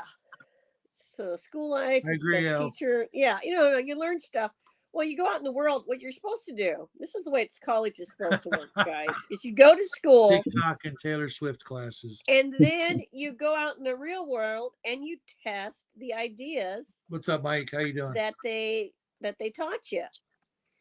And when I left home, I ideas didn't don't have any. stand up to reality. This is basic scientific theory, by the way. Then the idea is incorrect, and it doesn't really matter how many times you retest that idea. If it don't work, it don't work. Like a square. I left home when I was about. As well as a round wheel. I left home when I was about 16 or 17, and when I left, I didn't have any life skills or even know how to like cook for myself or hold down a job or any of that stuff. And basically I just had to like fail repeatedly until I got the idea in my thick skull. How to properly put it together. Yeah. I don't think but like for a long time, I was just kind of like flying at the glass plate. What was really funny is after I left that college, had I been like, no responsibilities, I got a letter from Cambridge saying, come abroad and study here. And I'm like, how'd they know I left? Well, this would be cool. Except it's not going to work because I got all this stuff going on at home. So I'm like, bummer. Yeah, that's not an uncommon thing here as well. I know people Could have gone to Cambridge. who went there. I just never really had the discipline or the kind of mental organization to do any of it. Like I could read the material and understand maybe half of it, and then, you know, if you ask me to construct something from it, like I'm just gonna panic about it until the last minute and then not do it. Well, Manal, you're right. Academia is like its own little monster of stuff. Yeah. And it doesn't necessarily When I match learned up with that reality, because they're when I learned that I like fixing, so they get to sit when I learned around, that I like you know? fixing things and making things and building things, like things clicked a little bit more for me. I like realized that's where my Oh no, I ability like, lies. yeah. You know. And there's nothing wrong with that. That's the problem, is people think there's something wrong with that, and there isn't. I mean, I could write an okay history essay, or like an art class essay. Like I could do okay, but I was like trying to be as self-indulgent as possible, and like, well, that's normal. the teacher going, I loved it, like just made me hate them even more. Yes, trust the science. Trust the political science. Yeah. You know, well, guys, I mean, okay, when I went to college, I asked people why they were doing certain majors.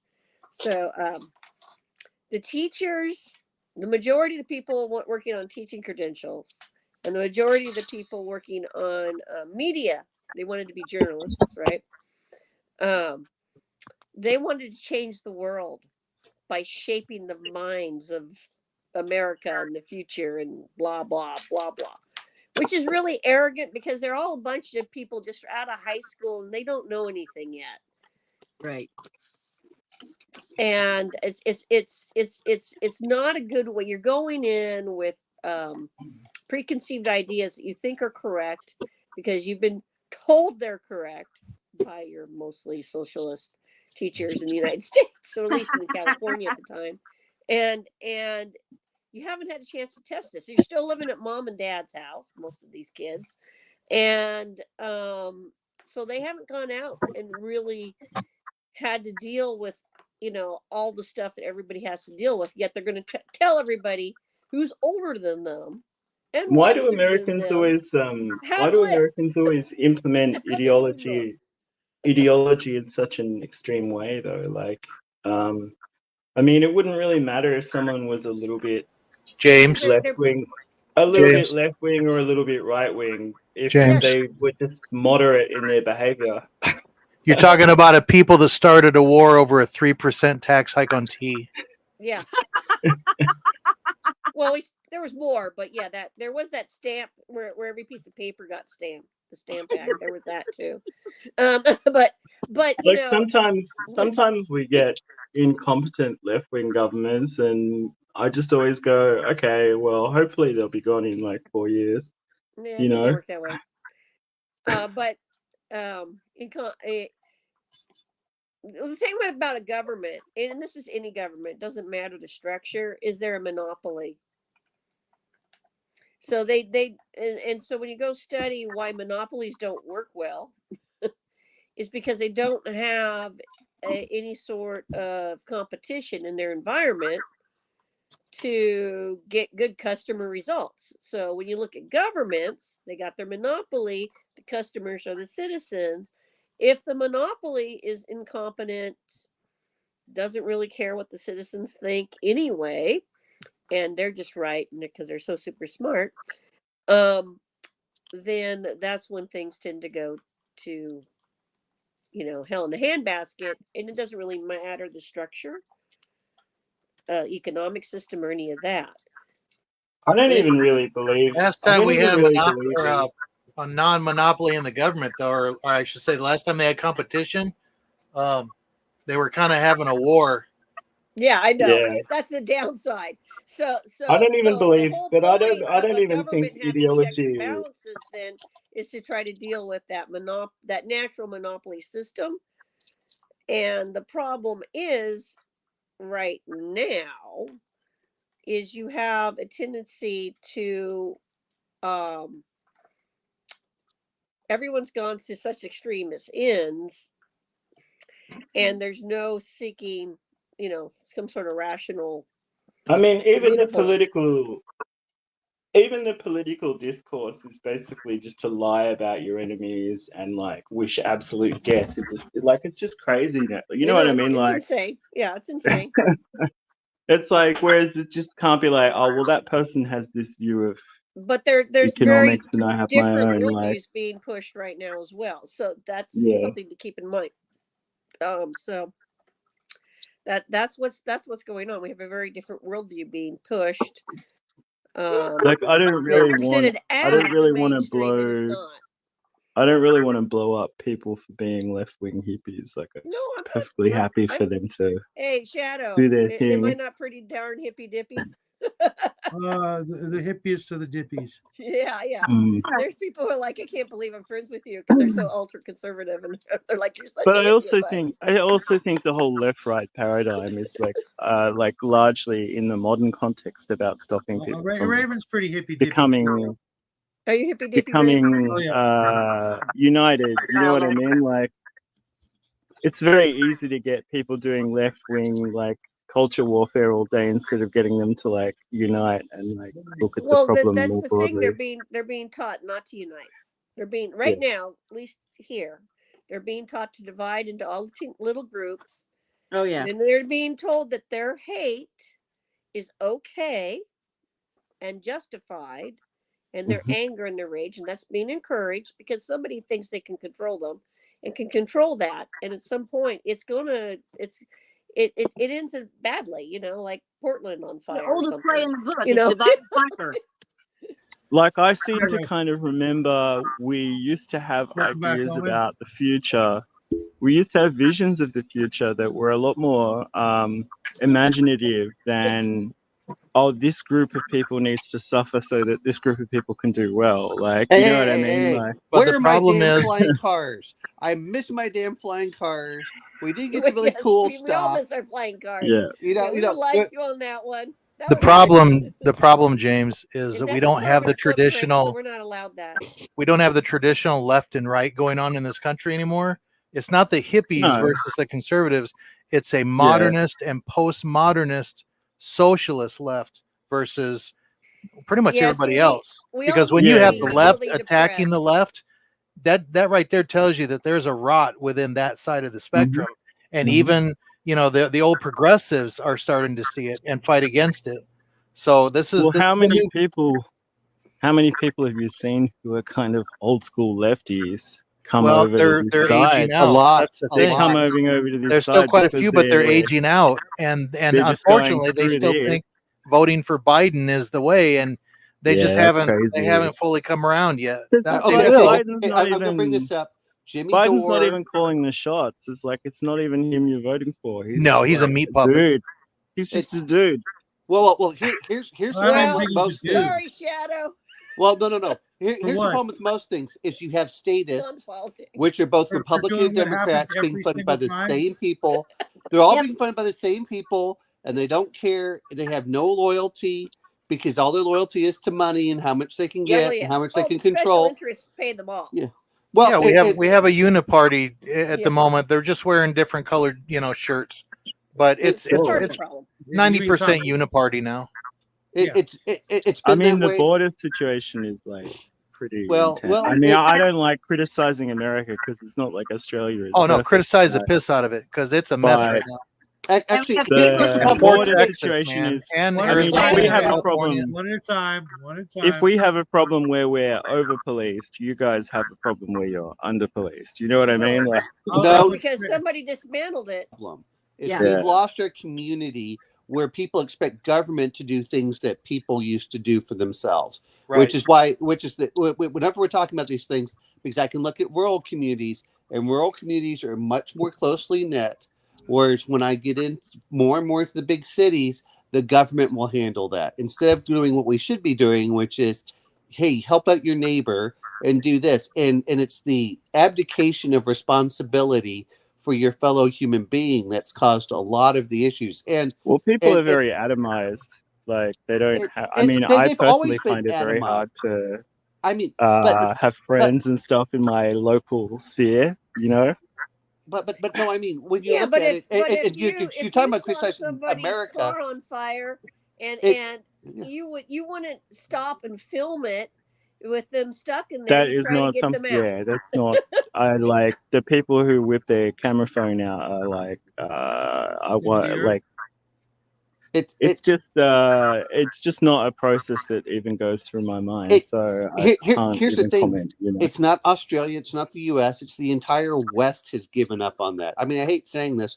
Russia is doing fairly well. China's doing fairly well. India is improving. In the meantime, the West keeps, self-flagellation and I it's don't know me. if We're the I don't know worst. if I agree with that. I think it's basically a system of like Globo Homo versus Gulag Homo.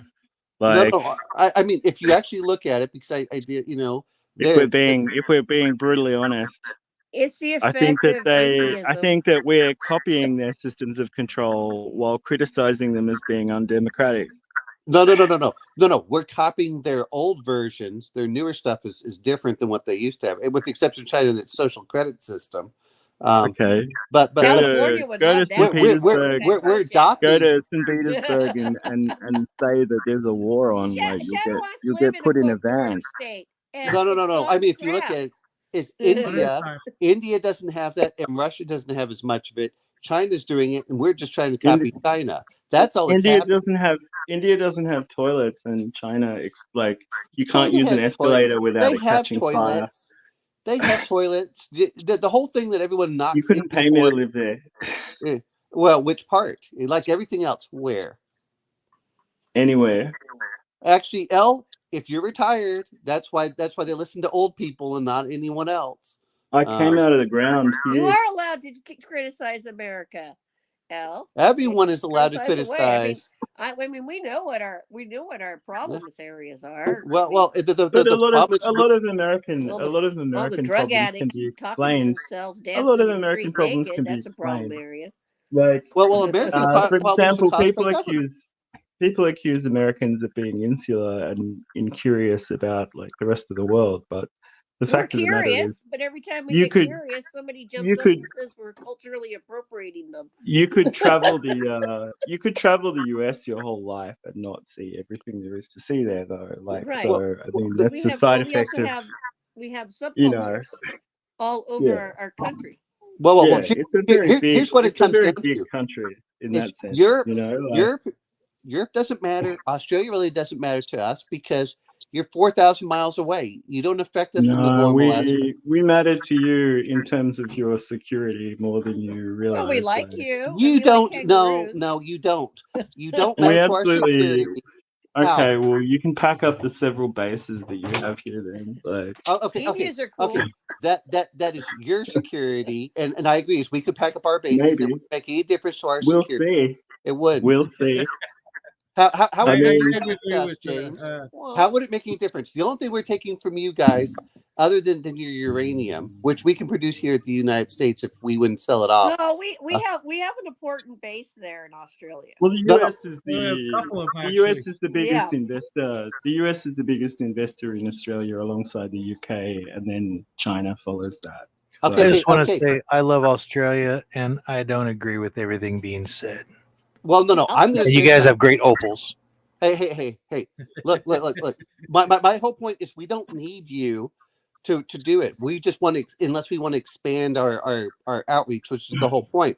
And really, the question is how is it making us safer by making sure we get into more military conflicts? America doesn't need anything or anyone, but the current model is built on you being spread out as far as possible. And it's bankrupting us. It's the same thing happened to the UK. It's bankrupting us. That's the problem with it. I think it's not benefiting the average American. It's not benefiting the average American, and that's the whole point of it. We have people running this country that hate this country. Yes, we do.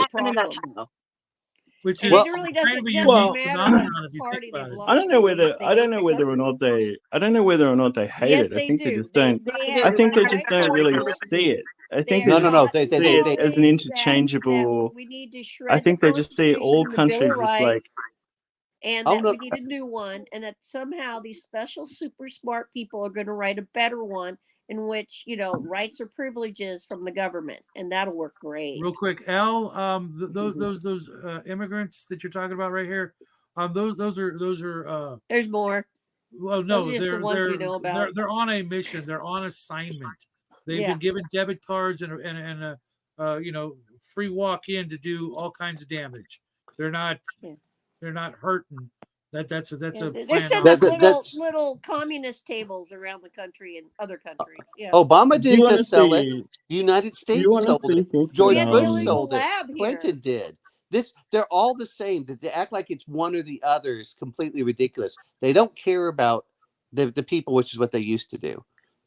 You know, that's the whole point of the thing. And that's why I go, we don't have to go over to Europe. We don't have to worry about Australia. It's not that I don't think Australia is a great place. I assume it is. You can correct me if I'm wrong here. Scary deadly though, but you know. It's no more It's deadly okay. than Texas. I mean, honestly. I don't know. Have you seen those critters they got there? Yes. Have you seen? Yeah. We have alligators too. We have crocodiles. We have bears. They got that one snake that kills you in 6 The thing seconds is, or whatever it is. the thing is, if you want to Australia. if you want a more Keep that insular snake. foreign, if you want a more insular foreign policy, you have to take on the military-industrial complex, and you also have to kind of still. I mean, look at what's happening with Yemen and shipping lanes and South China Sea and shipping lanes. You still have to guarantee your security to some extent. The world Yeah, is yeah. full of people who want to be the next warlord. They want to be the next Yeah. Napoleon. Maybe it's I just know. Napoleon I in their am one. corner, but maybe it's a bigger Napoleon. Well. They Here's are the out thing. there. I mean, We- Iran we- still complains about Alexander the Great and Macedonia taking out the Persian Well, Empire. you know, it's funny. I was reading about Iran the other day, and I think if there's anyone that they should be peeved with, it's probably the Russians, because they treated them horribly when they integrated parts of Iran into the Russian Empire. Horribly. Well, so did the Americans. I mean, you know, the whole thing of overthrowing governments. At the end of the day, it's like, look, you know, we don't need a huge time. Well, all we need to do is protect our own shipping. Why are we protecting other countries' shipping? Is what pisses me off. If you want to do it, go protect because your trade is dependent on it. I mean, that's the thing. It's like the situation. The problem with the system is that it's so. The United States has the American flag on it. Yeah, it's so full of mutual dependencies. But created it's not our by job to global. defend them. It's not our job to defend someone that's not paying taxes for us. It's your stuff that they're buying. You see what I mean? Like it's all about the complex. But we're not the dependency only ones there. on that system. It's like you have to substitute an alternative. It's just like all the people who are taken hostage. You know, yes, a few Americans were in there, and then of course they talk about everybody else. But what they don't talk about is it's like 20 some countries are missing people. 20 some countries. So yes, when America started rolling out, got stuff happening, we're on our way. You know, all of a sudden all these ships started joining the fleet. Yep, we're done with our mission. We're from France. We're done with our mission. We're from Italy. Whoop. We're done with our mission. We're from Germany. Whoop. They all Japan, all these countries. You know, it wasn't just because somebody picked up the phone. They have citizens that are. Well. Here's a lot of it. What it comes down to is, again, if you aren't flying an American flag, we shouldn't be protecting. And guess what? A bunch of people start flying American flags at that point. That's resolution. The other part is we outsourced a lot of our crap, thinking that we would take over stuff and it's hurt our own country.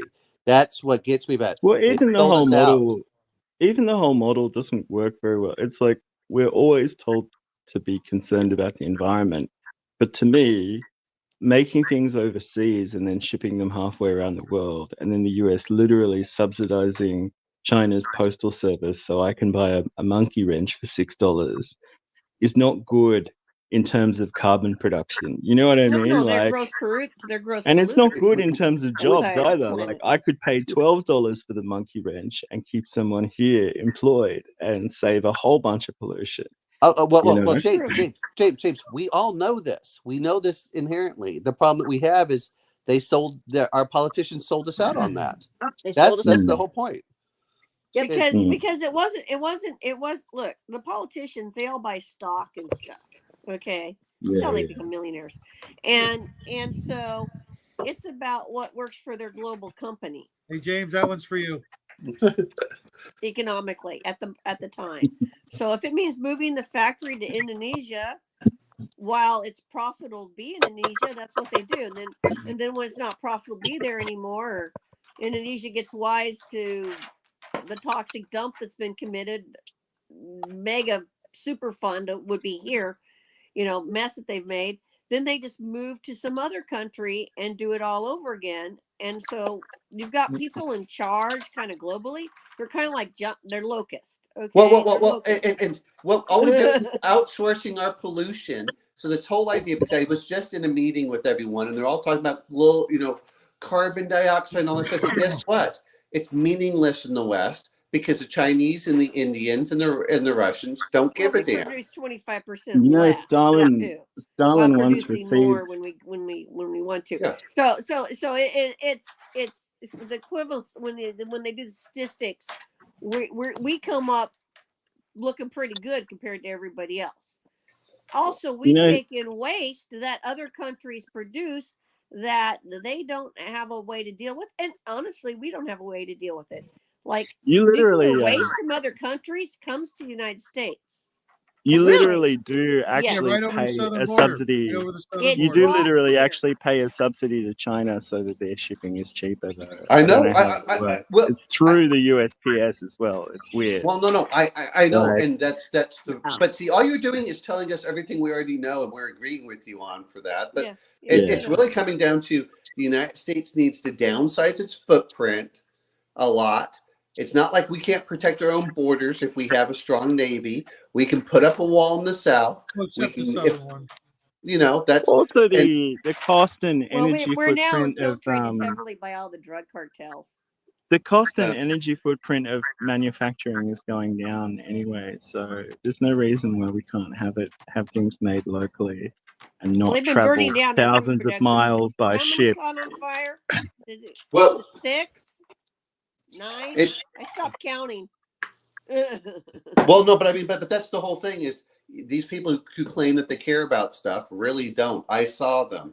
All they want to do is they get locked into ideology. I just dealt with them for 2 days, and you looked at them, and it was kind of the idea of, well, worried about climate change, and all they were worried about is carbon dioxide. Well, here's something they don't talk about with climate change in land use. I work for the Department of Agriculture. I see all the time that they're converting perfectly good farmland into solar panels. And guess what? We're losing that prime farmland for number one. He's not saying, we're not losing it. Like, we're losing that prime farmland. We're not putting it in the crappy desert area that nobody goes in. Well, no. They're doing that too, but you can only send power so far. Well, you can only send power so far. And then the next part that comes into it is that it's being subsidized. It's like, okay, but then you lose that, and instead of doing the environmentally friendly thing, the problem is what they show in brochures is not what they're putting out in the field, and the people who are all pro solar panels think that it's on what's on the brochure.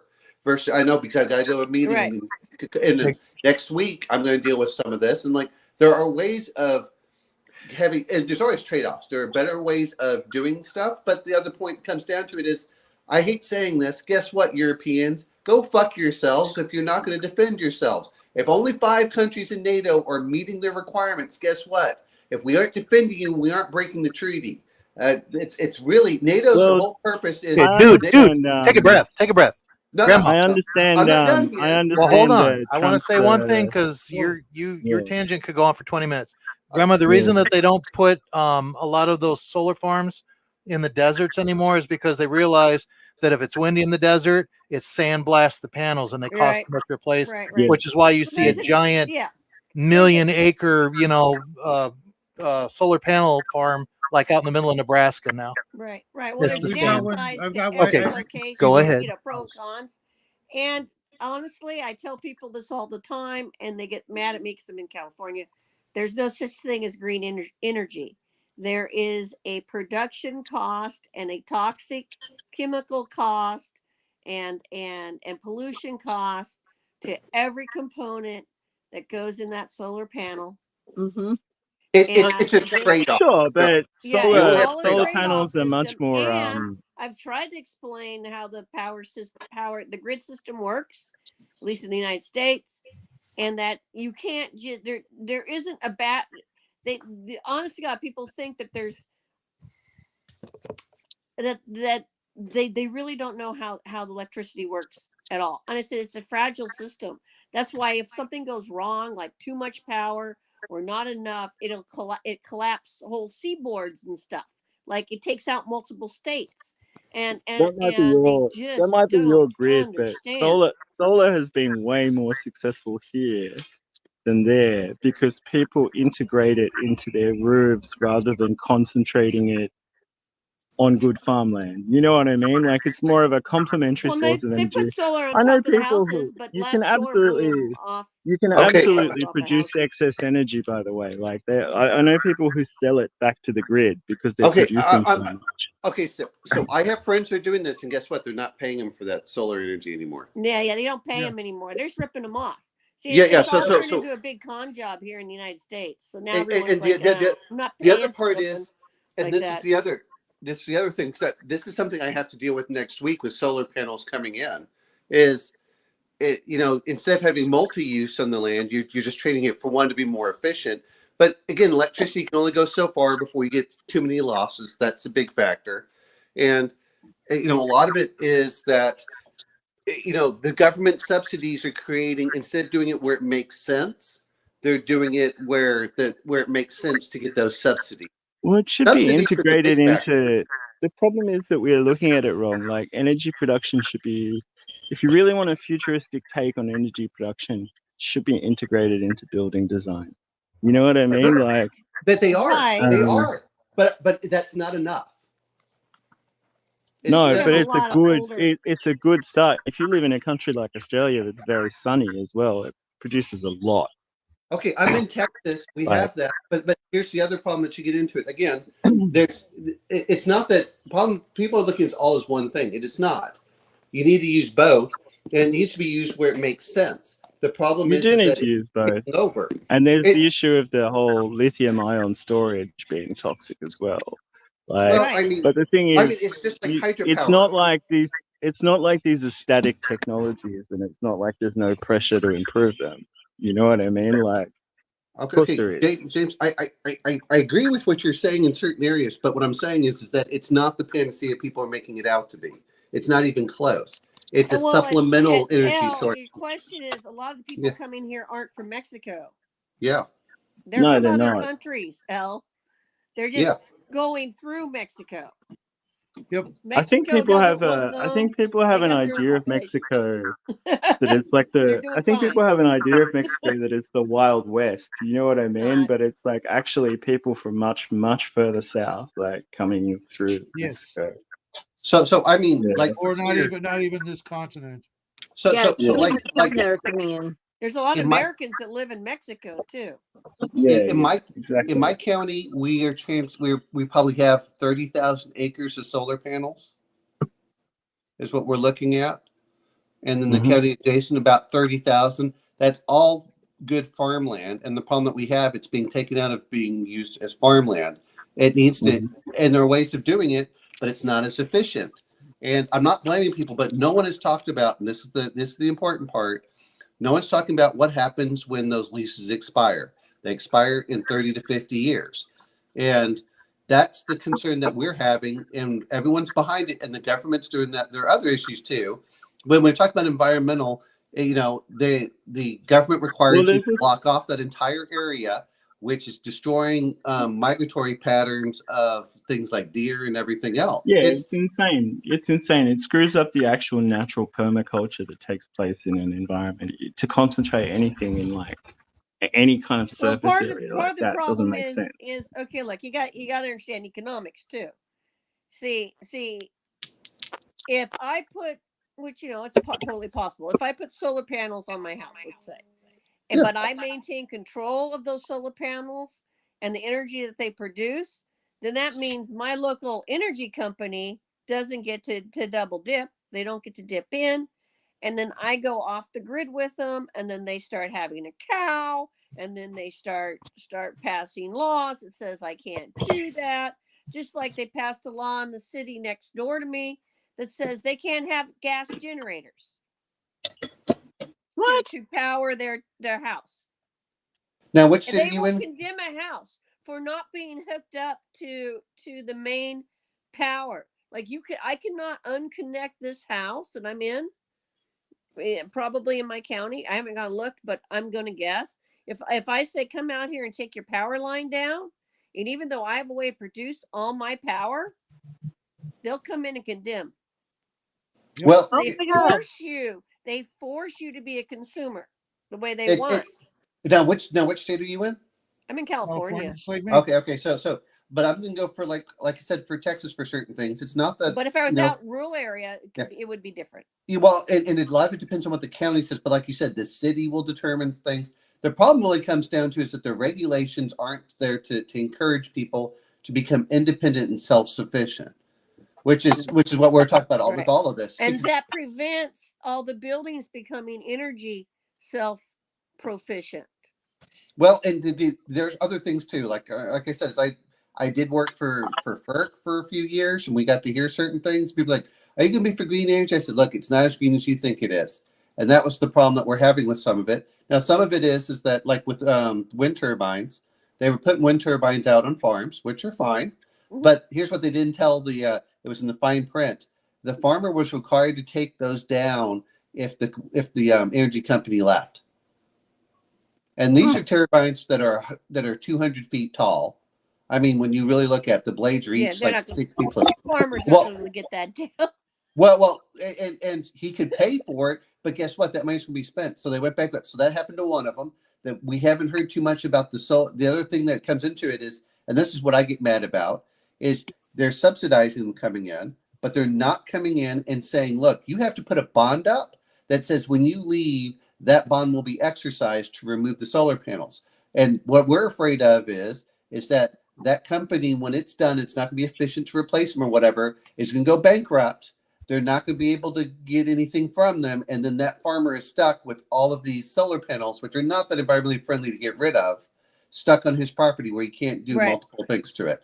There's that aspect. The other one, of course, comes in. I'm not saying that we can't do both. It's just like the thing that happened with Tomsock Dam with hydro generation.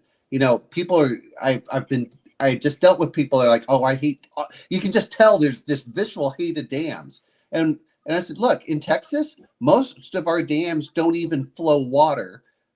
I mean, they'll have a lake behind them only because we trap that water. But I said, most of those creeks are dry much of the time of the year. And that's why, the question really, no one's sitting down and asking the real question, which is does this make sense? Is it efficient? Things work out in certain areas. Just like I was looking at what they call bivoltaic, which look really cool. I don't know if you guys are familiar with it. It has solar panels on both sides, and they stand them up vertically. And it falls. And it moves. No, it doesn't. No, it does not. Oh. They stand up vertically like this, and yes, the sun comes on one side, but then also has the ambient on the other. But they're spread out a lot more. But they're spread out far enough that you can actually farm in between the rows. That would be better. Well, that's the way I was looking at it. But again, if you're coming in with the solar company, you're like, look, that's not enough to make it worth my time and investment. It may be worth for a farmer to do it on his own, but then, how much are you paying for that? I have a friend of mine, he put in $40,000 with solar panels on top of his house, and then he hooked up to the grid. Well, guess what? The grid went down, and he was not allowed to pull any of that energy from his solar panels into his house so he could get power. Right. And that's the problem that you have whenever you're starting to hook up into these things. It's not that we can't do better. The problem is that we have a system that de-incentivizes us doing the smart environmental thing. And it's just going, oh, which lobbyist gets paid the most? Like the perfect example is Solyndra, the $2 billion they gave to them. When they went bankrupt, they were required to destroy all those solar panels. And I went, if the U.S. government gave them that loan, the U.S. government should get those solar panels and say, hey, look, we have solar panels that you can get. You know, every person can get 5 or 6 solar panels. Right. Yep. I mean, they could have done that. No, they required them to destroy every one of them. That's not environmentally friendly. That's not green by any standard of imagination. No, that's because morons write the rules. Well, I'm not saying that no. Very smart people write the rules that are corrupt. They're bankrupt morally. They're bankrupt morally is the problem that we have. Sorry. Okay, that's enough for that. But I mean, it's not that I'm against one or the other. Away. Yeah, I know. Well, the only thing we can really do right now is have a mix. Like, there's no way we can go 100% green. No, that's. But it's probably it's probably not smart to just bank on one source of energy either. Well, yeah, you know what I mean? Back to that monopoly issue. Remember, I said monopolies equal poor customer service. They also equal. You don't have any redundancy in a very important part of human life, which is your energy resource. Okay, so because that's what cooks your dinner. Even though most of us would probably express we're not even talking about moving the car yet. All right. Even though some of us would express some skepticism about paying money to change the weather, I think all of us would probably agree that, like, as a risk management thing, having more than one source of energy. Well, from risk management, and we should. But that's what I'm saying is we want to encourage we want to encourage that use without getting this whole thing. Like I said, is we should be pushing nuclear much more. If you want to talk about green, nuclear is probably your number one. The problem is that we have rules that say that we can't use breeder reactors, which is stupid. Oh yeah, they passed some dumb rules. They got to go through and really take a look at nuclear stuff. Also, nobody wants nuclear waste, another problem, even though we're taking it in from other countries. So we haven't dealt with that properly. But France has a way of dealing with it, is they use their breeder reactors.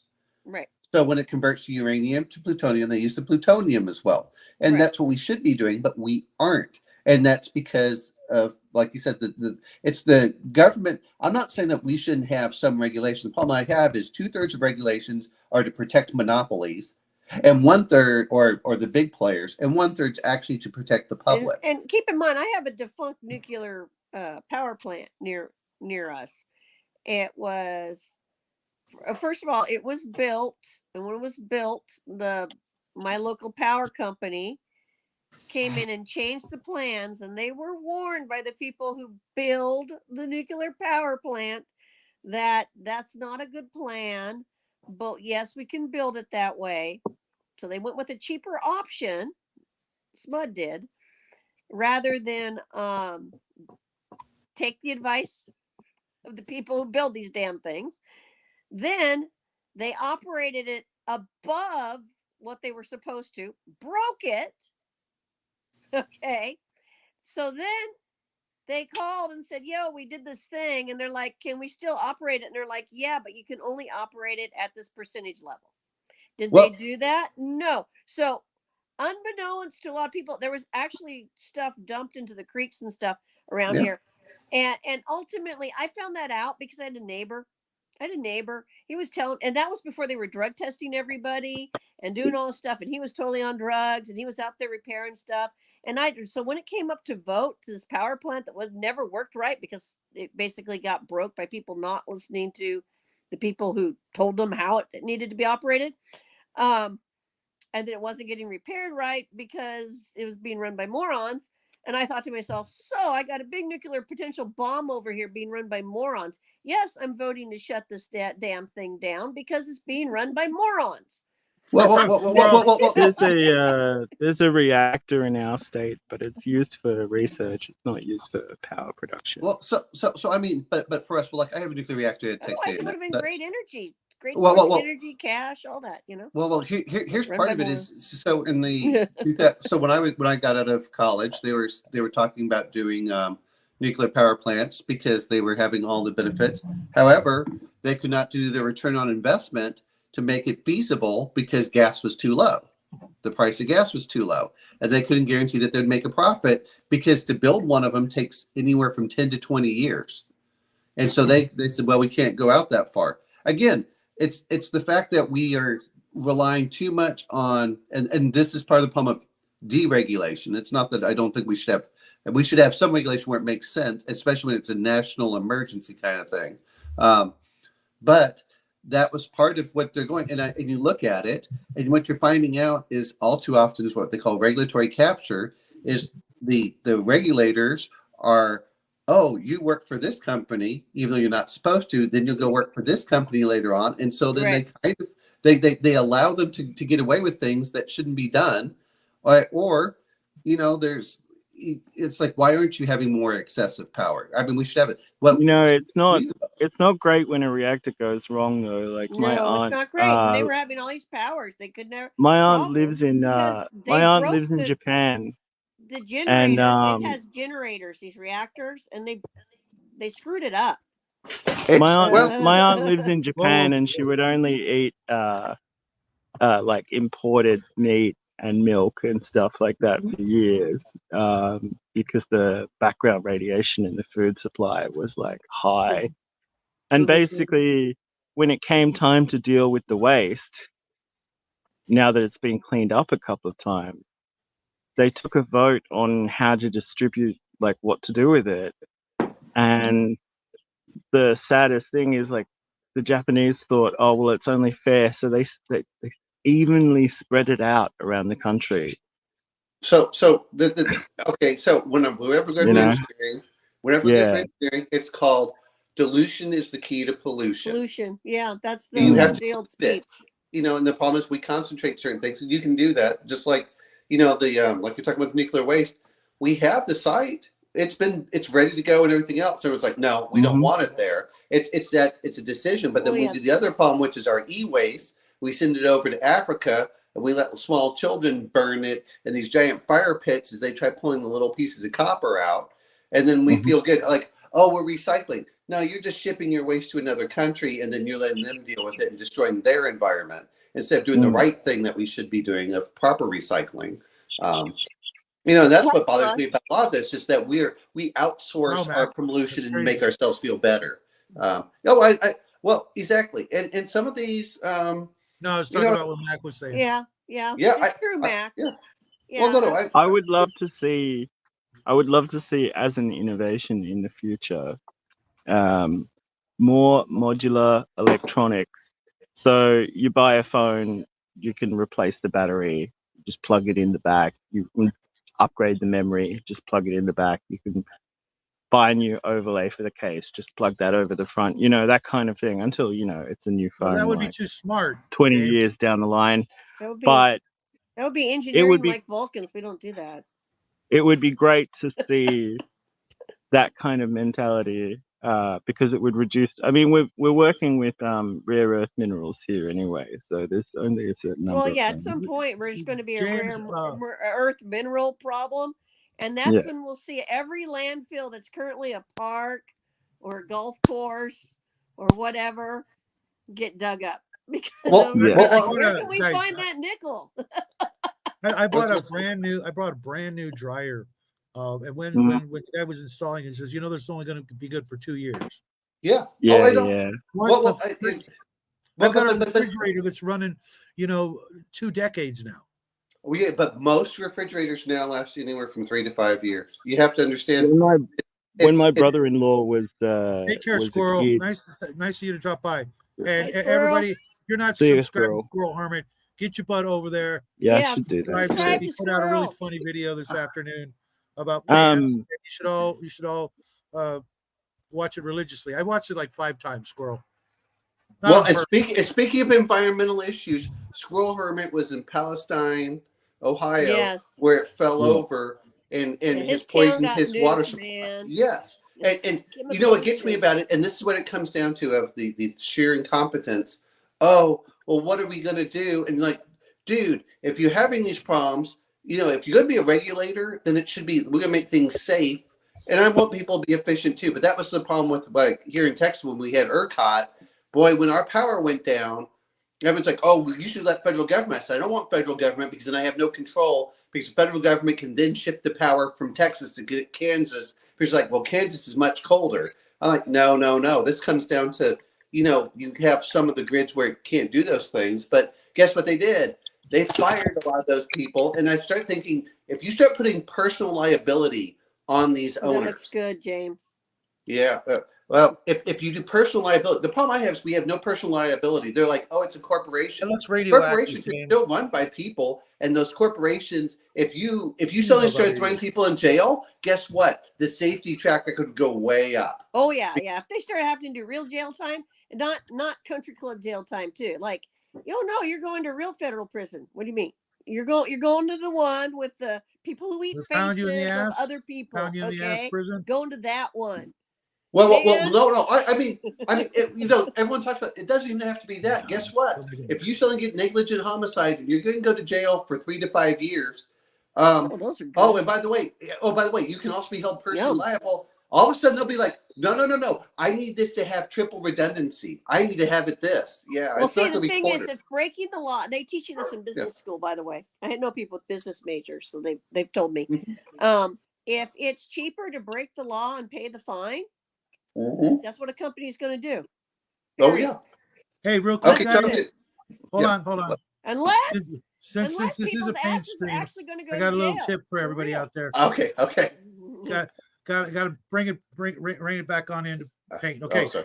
These two bottles, I've had them for a while. Plasma Phantom Glow from Reaper. Oh, that's nice. And then Alien Goo. Okay. Ooh, is that for making radiation? Pretty well that, or I'm going to show you in just a moment. Those are beautiful colors. And green is like my least favorite color, but that's all I've been painting forever. Those are nice. I just did this one tonight. Oh, that's nice. Oh, that is nice. He came out awesome. All that is a dry brush of the more turquoise looking color, followed by the Alien Goo. All right. Oh, that came out great. Okay. Quick question. If you put under a black light, will it glow? I'm gonna probably hit it up with my neon poster paint, neon green as well. I also did this funky mind flare looking dude. Mm-hmm. He came out good. That's just dry brushing over a zenithal. Good. Yeah. Okay. And then I got this Archer proper creep. Oh yeah, she's gonna be good. You know what? I hate saying it. The Archer looks like two space. I mean, it looks like the thigh high knee boots. No, she's cute. You have to make it silver. What she's cute. I want her. Good. She is an actual superhero miniature, but I just love the pose. Yeah. Oh, okay. And then this one, some sort of ghoulish female. That one I like better. That one I like better. Yeah. Oh yeah. Oh yeah, that's cool. Yeah, you can use why, her in why do I have a weird couple different things. Why do I have a weird boner? Table too. James, because you're meant to, because she's her, despite the stitches and whatnot on her legs and back, because she was stitched together or something. She is pretty hot, Imagine the smell. But hold on. This guy right here came with a sidekick. Oh, nice. He's got a mini me. He's got a mini me. Isn't that just adorable? I think I like the one as far as coloring. I like the coloring on the right better, or on your left, the one in your left hand. Yep. Yeah, well, I haven't finished this guy. But isn't that just adorable? And I got the two of them from that company I was telling you guys about earlier in the week. This set was like four and change, 3 and change, and 4 and change. Metal miniatures. So that's the one and only tip I got for you guys tonight for painting. What was the name of that company again? It's a Pipped. It's an eBay seller. I did a video on them. How if you spend $55, you get free shipping, and I ended up getting a bunch of paint, but I need to get more bottles of this because I think these are two of my absolute favorite. Okay. Yeah, I gotta do more painting. Do they glow in the dark? You need glow in the dark paint. Well, I don't know. Actually, I could put in my black light bulb and find out, but I'm just gonna use the craft paint from like Apple Barrel or whatever. We used to do a lot of neon stuff on the channel back in the day. Some of you, I know, El Neon's remembers. fun. Come on, guys, it's fun. Black light. I support black light. As a matter of fact, craft paint in Go general. retro properly. Craft paint in general is not a massive step down from it really like, is expensive hobby paint. If you put a drop of ink and like flow improver in there and like just build it up slow, it's gonna be quite okay. fun. Hold on, I'm gonna see if I can do this. I don't know if you can see this. Okay. Oh yeah. Can you see my paint shaker? Yeah. Oh yeah. Hold on. The fan. I'm just sorry. Right here. This guy right here. Yeah, I know. I'm just teasing you about that. Wait. What's with the GIMP mask? We gotta go down a little bit more. Yeah, there you go. There you go. Oh, I see the googly eyes now that you put on it. Yeah. We are not all just serious. How many speeds does it have? Just the one. Oops, I shrunk my screen. Okay. I need to get a fingernail polish shaker. I was told they'll shake the bottles really good. This is a lab tester, I guess, but it looks identical to all the Vortex paint mixers. It was like $29, a Christmas present to myself. But I threw the googly eyes on thanks to Ninjon because I saw he had googly eyes on his, and I'm like, whenever I'm feeling Googly down, eyes. I just grab a bottle of paint, hit the googly eyes. One of them stuck for some reason; it's all derpy. But that is just the silliest thing. Someone made a pet rock army for hordes of the things. I remember that. Pet rock army horde. Yeah. Awesome. Yeah. Best multi-base army pet ever. rock. They just did proper war games basis for pet rocks, basically. What would be It was hilarious? awesome. Yeah. Well, Somebody you to see sit what there worries and me get is whenever you combos play, whenever you play the game with the pet rocks, is you have to throw them at your opponent, and the last one that's standing is the winner. It looks kind of cool, and he built a few. He like hot glue gunned up like a kind of a giant at the center of it as well. It was actually, and made a couple of he made a little Stonehenge for the camp. Didn't he also make a spider army with a Spider-Man as the god? Oh, I think that was a different bloke. But yeah, he just had some toy spiders. So hordes of the things is like that. It's got enough options that you can do anything, any crazy thing. We're playing with army men. The least we can do is get a giggle in now and then. Not recommending you. I'm gonna have to go. The dogs are gonna go off. People Okay. No worries, Grandma. I'm gonna shut the stream down in 13 minutes. Anyways, it was lovely to have you on board. Bye, Grandma. The fact of the matter is, some people are just flat broke as well, and it's actually easier for them to go out and buy a copy of Risk or Axis and Allies and use those pieces, stick them on a base.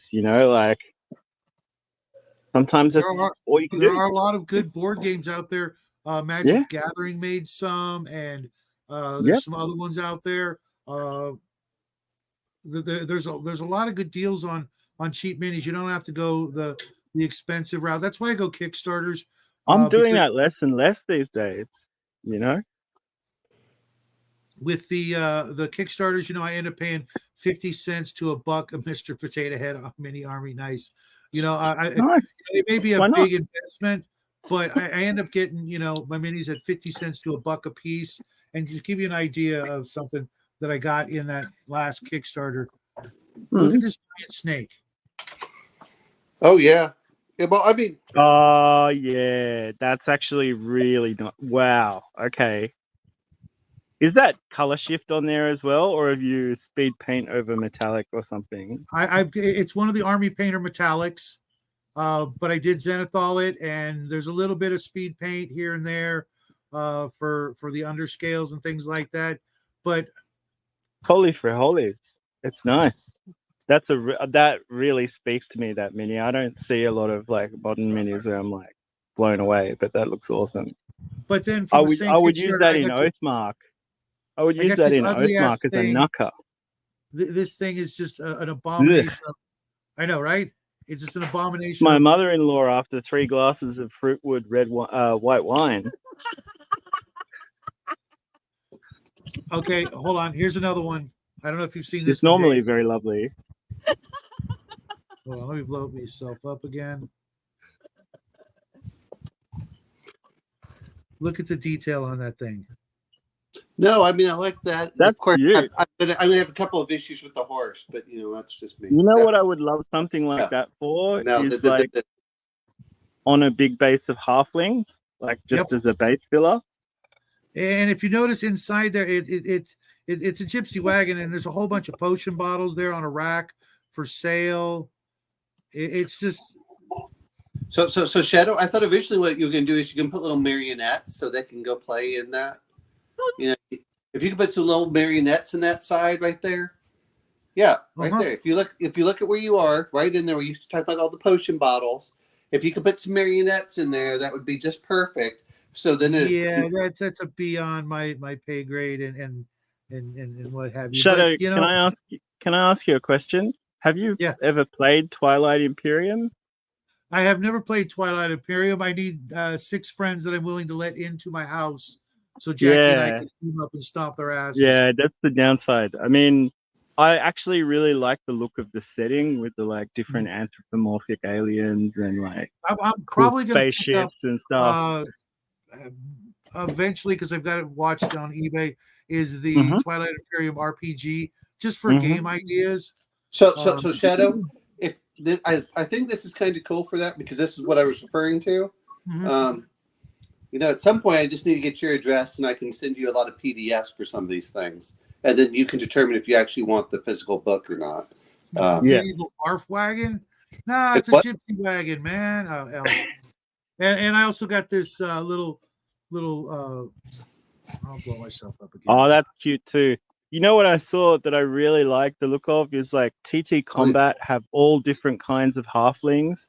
They've got like traditional ones, they've got black powder ones, they've got like Middle Eastern ones with like little scimitars, they've got undead ones. Nice. I'm like, you could play a game that was just all halflings. Okay, no, I've got a question. When is James L going to be joining the group on Sundays?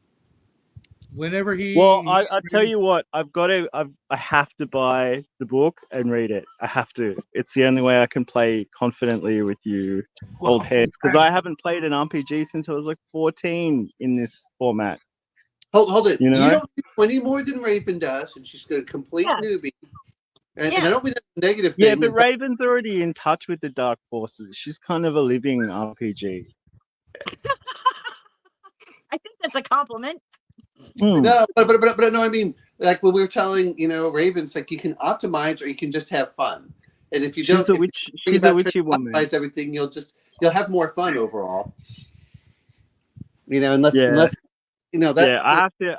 I am actually like I'm getting paid in about a week and a half, and then I'll buy the book, and then I'll join. Oh, that's beautiful. Cool. Another one that would be. You could buy the book, but there's plenty of places online. I ate all the interesting biscuits. I feel guilty. Please don't offer me any more biscuits because I ate all the good ones. I didn't offer you anything. I just said that there are places that you can find all the rules. Speed paints, folks, right there, the backside. That's just I mean, I could literally. That's another one. I see that, and I think like base unit filler for wood elves. And I actually painted the eyes green because they needed some contrast there. But I mean, where do you other than 3D printing, where do you find minis that are just That's charming lovely. like this? This genuinely beautiful. All the stuff from Poland, just a charming little piece that you would never in a million years expect to see from any of the big companies. Just something, you could paint this evil, make it look like a monster, or you could just have that encounter where they see the white stag, and for the rest of the week or what have you, they're getting a little bit of bonus here, a little bit of bonus there, some good luck omen type stuff. I wake up with a white stag. I wake up with a white stag every morning.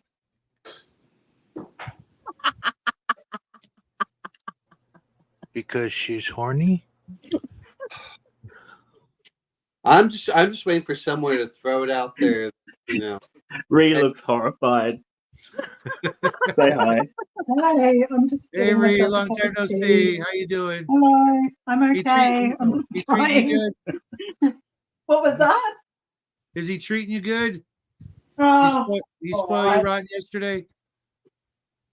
Okay, just No, I got you a card. You should it try was to 2 get days one. ago. Oh, yeah, 2 days she ago. gave me a Remember, James L's Valentine's ahead Day of us card. by a day. So Okay, it's just 2 blink, days just ago. blink twice if everything's okay. Once if it's not. Here it is. Charlie Brown. Oh, Oh my god.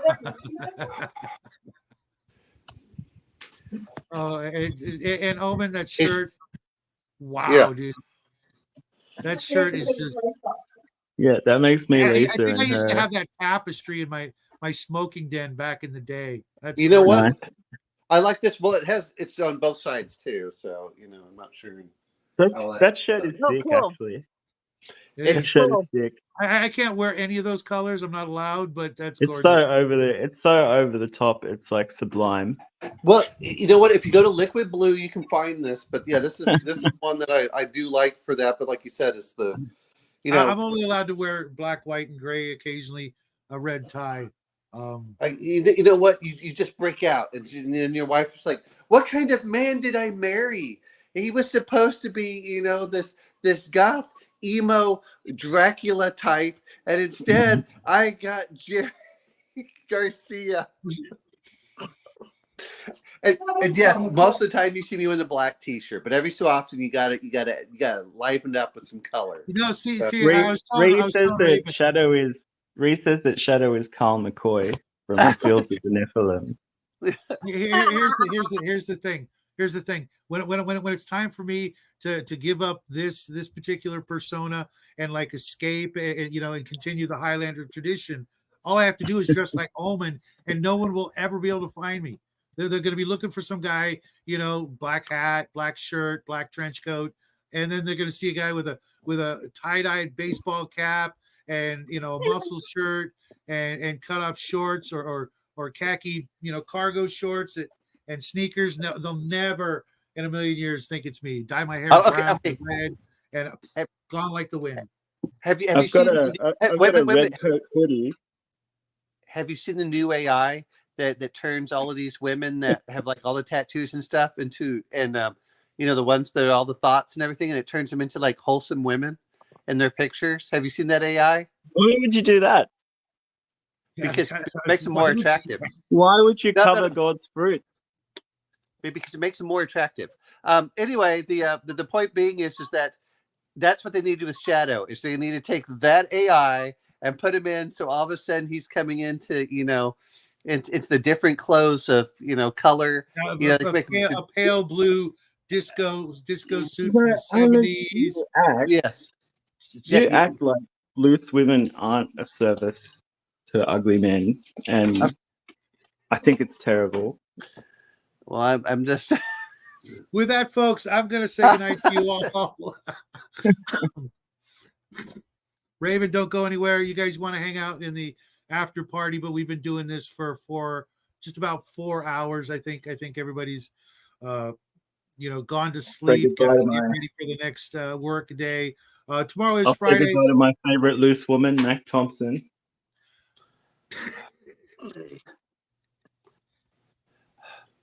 No comment, Mac. Are you even there? That makes me the ugly man. Folks, this was fun. I hope you guys got some painting done. I know nobody here except maybe me and Raven, and James bails on us at the last minute. I hope you guys got some painting done. I hope you guys will get some gaming in this weekend. I've got a game Friday. I got a game Sunday, so I am living the dream. I hope you guys at least get one game in this weekend. And we will see you. I'm probably not going to do that top secret video tomorrow because it turns out that book's 100 pages and I'm 13 in. The likelihood that I'll get it done by tomorrow is slim to none, but I will have it for you Monday. But since it's such a big one, I hope to have a nice long review of it for everybody out there. I really appreciate you guys hanging out. El, thanks for stopping in. Mike, awesome. Oh, by the way, folks, Mike and I'm going to be doing a one-on-one with him and his wife from his brand new YouTube channel. I hope you guys will check it out and check out his channel, but you're going to have to wait till tomorrow to get all the links and stuff like that. Otherwise, you can look up, it's Married with Gaming, right, Mike? He and his wife are the only two YouTuber people that I've actually met in real life. He won a contest last year, and he and his wife drove, what was it, 2.5, 3 hours just to come and hang out and pick it up when I could have just mailed it out to them. But they came all the way out here, and I knew instantly upon meeting them that these are people I could hang out with on a regular basis. So I hope you guys will check out that show tomorrow.